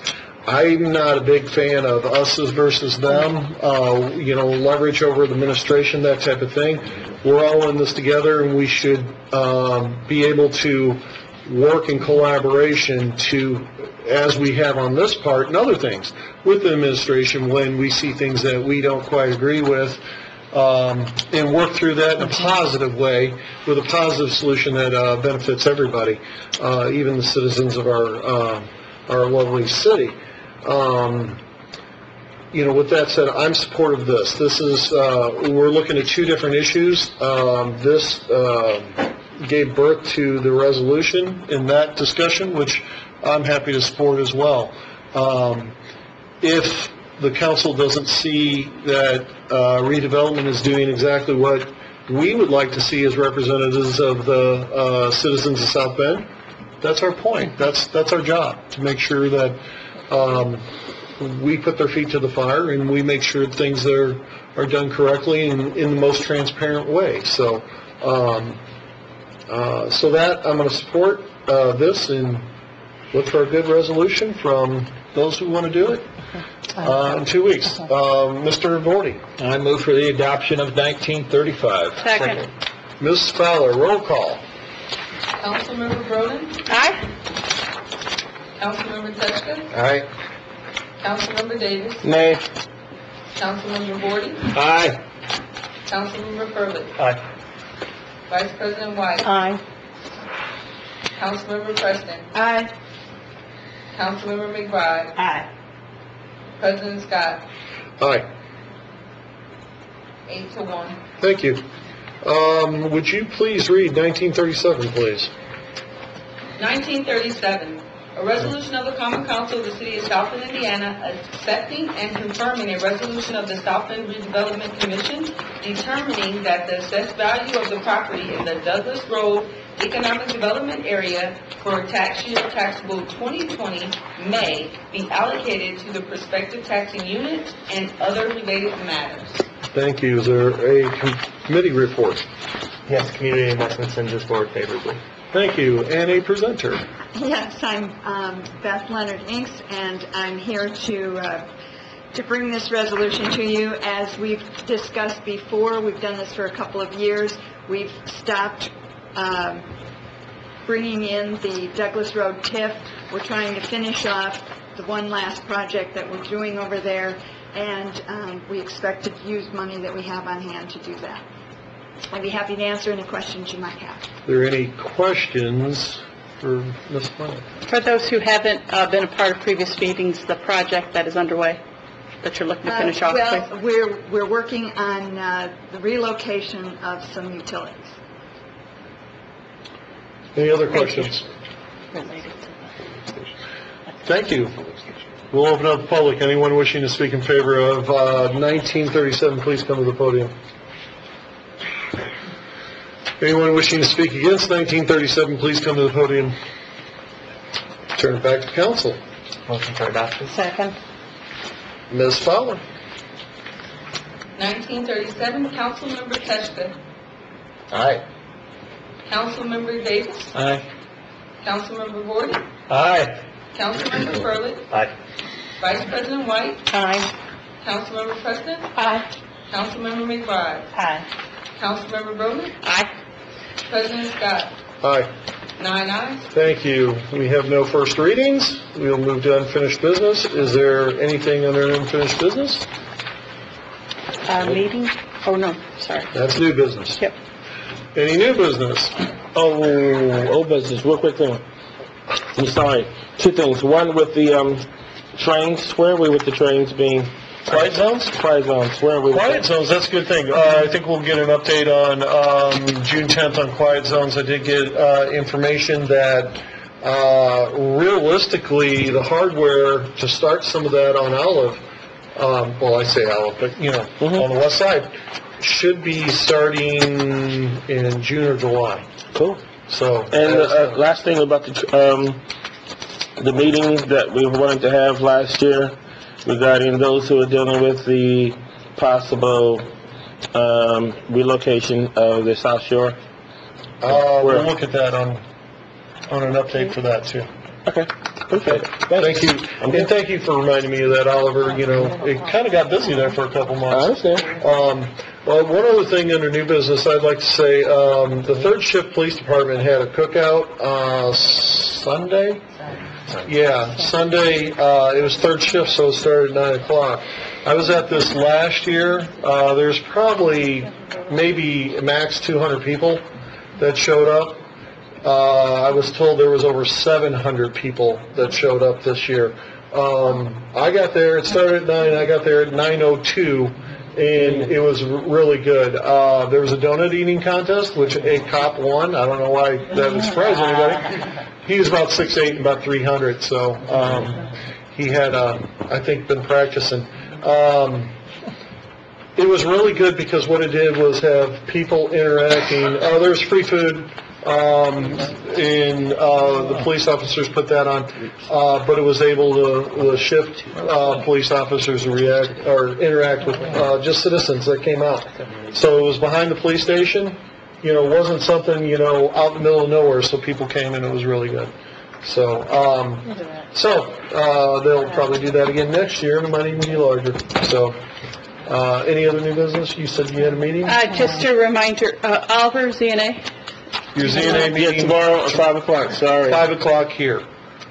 Yes. Would a request for an update be new business? Yes, it would. We're seeking an update from Community Investment about the the South Bend Home Improvement Program. How many homes have been repaired? What's the status of that? The applications I know have kind of been hung up in some red tape, and so we kind of want to know where we are with that. Can you follow up with an email? I will follow up with an email. You don't need, we'll get it scheduled for one of the next meetings, if that's okay. I think we're also looking for RSVP update on that program. They will update next meeting on June 10th. And then, if at all possible, there has been a tremendous amount of work, I think, relative to recruitment for the South Bend PD and fire. I'm wondering if we could, at some point, calendar sharing that information at a 7 p.m. meeting in some regard. I just think, for instance, Councilmember Furlick and I attended a neighborhood meeting in between our committee and this 7 p.m. meeting, and the topic came up. And I think having the opportunity to kind of broadly share and just update, what we are doing in the area of recruitment, and the smart changes that have been made, because going into the budget season, obviously, we're operating at maybe not obvious. We are operating not at full force. So I think getting that information out and here in front of council, I think would be helpful. Okay. Thanks. All right. Mr. Teshka, you would like to say something? Well, just to piggyback on the RSVP thing, I know I've heard from a lot of you guys about the Miami Hills. Karen, thank you for your support showing up. And anyway, there's a conference call this week. I will let everybody know, and maybe it'll be a good thing to tie in. I'm sure it'll be a RSVP success, hopefully. With the conference call, can we all call in? What's the we can't all call in. Meeting violation if we all call in. Sure. It could be a public meeting. I think him as the rep. Give a update. So I'll give an update. The calls with HUD and the owners and the management company. So and code enforcement. Cool. All right. That it? Well, at large case, a couple of them could be on it too, but that's about it. Right. All right. Thank you for sharing all that. Now it's privilege of floor. This is where citizens can come and speak to the common council. You're given 3 minutes. Mr. Furlick will time you. You cannot speak on anything that was brought up on the agenda tonight.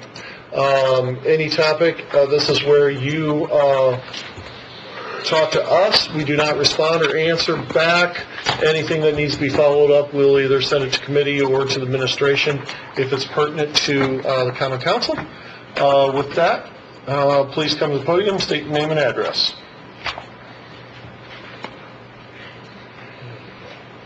And we have 2 veterans. Mr. Furlick? Samuel Brown, 222, East Lavash Street, City of South Bend. And, the people, there's about 2 or 3 different categories of people in the city. There's some people really care about helping. I'm in that category. Some people, I don't think they really care. I was out on the 27th cleaning up a lot that I don't own, helping a lady in the code enforcement. So after we went into the vegetation and stuff on this lot, the lady don't have the excess money and everything to really do what they need to do on that lot. Because the trees and all this stuff, people like her need help. So we did the best we could. Went to code enforcement. I went to talk to the inspector about getting an extension, trying to get some people to help us get that lot brought up to code. I was told that the code officer have so many other lots and things that they are doing, they couldn't meet with me. I was also given information on the ordinance, what the ordinance say. That's fine. Left there, came on up here to the 2nd floor. Lady paying taxes on a lot she don't own. I can inform her, you don't own that lot because when your husband bought the lot, who's deceased now, she's still getting the tax bill, so she paid the tax. But the problem is, It never went through a process. It never was deeded in like it should have been. So she paying taxes on it, but she don't own it. It's on the tax sale.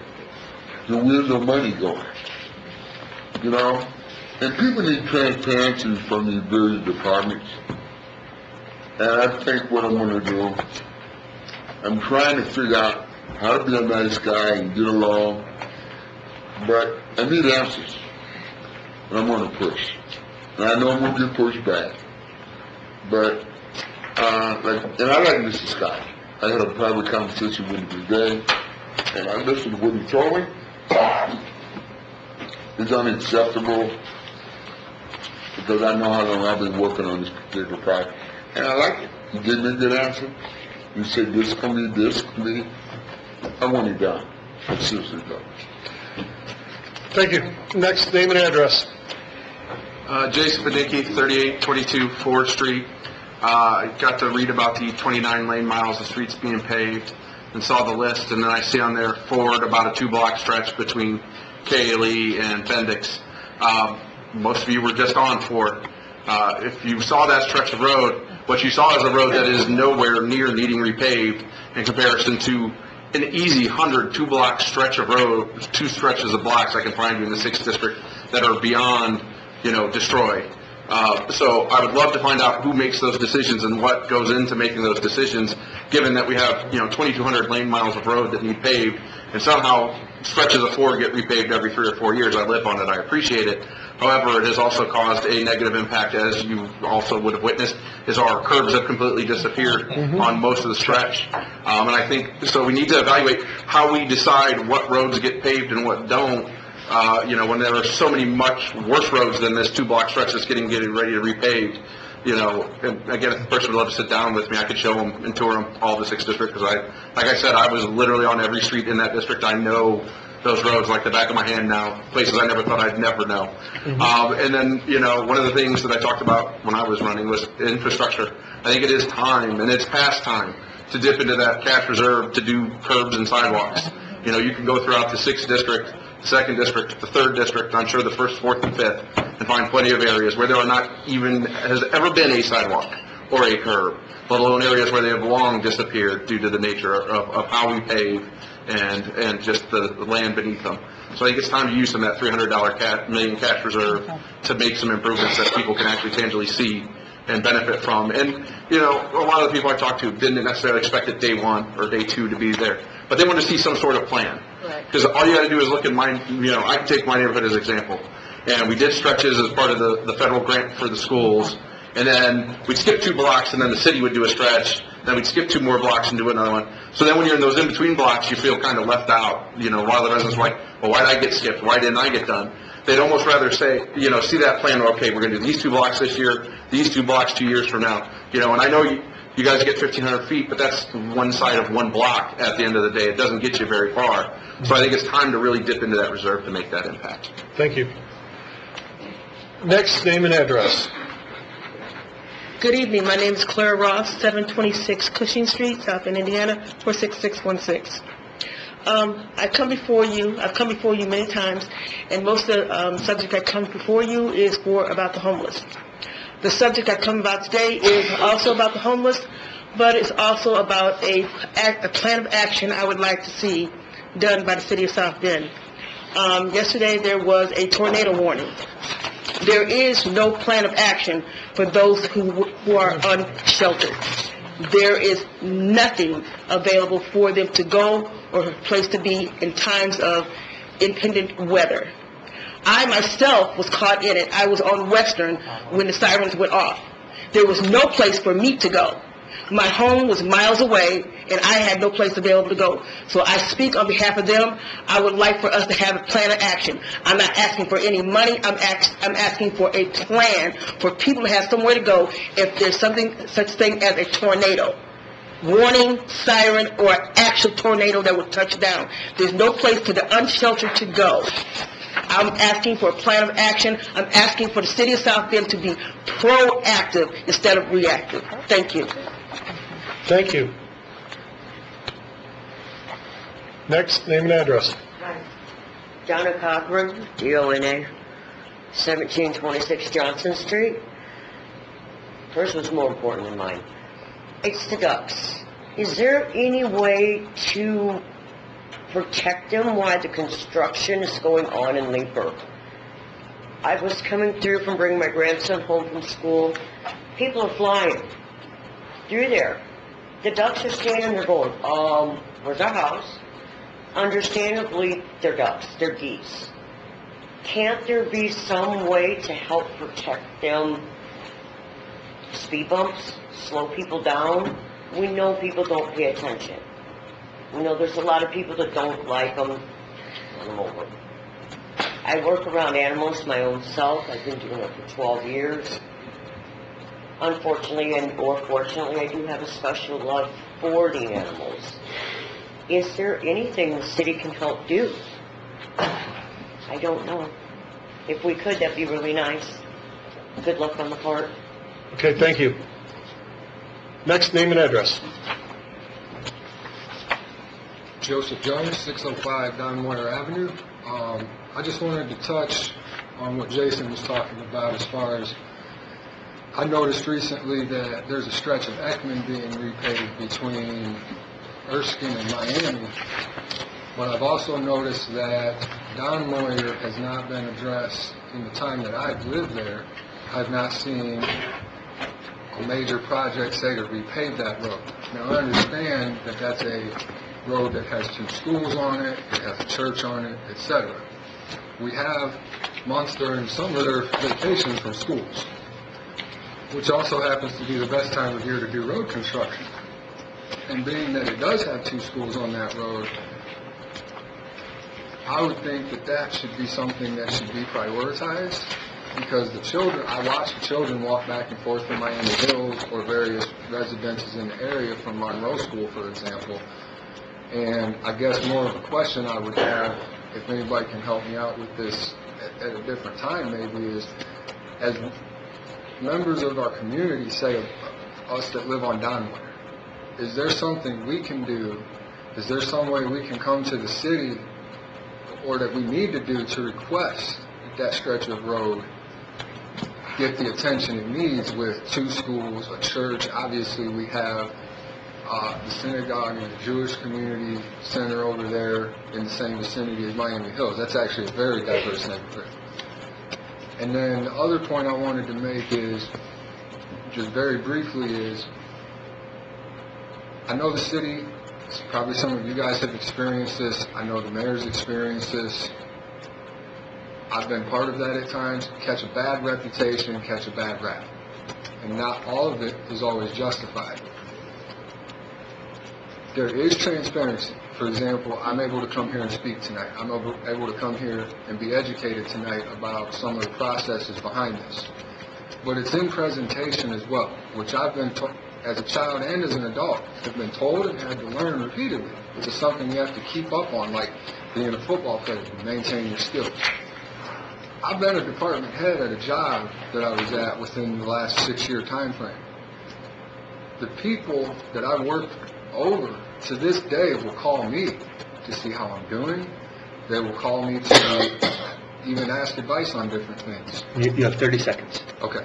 The reason for that is that even when I made more money than them, and I outranked them, and they knew I could report them to management, I never really functioned like I was their manager. I wanted them to think that I wasn't their manager, even though they knew I was.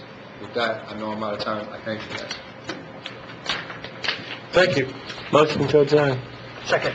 All in favor? Aye. All opposed? Good night, everybody. Peace.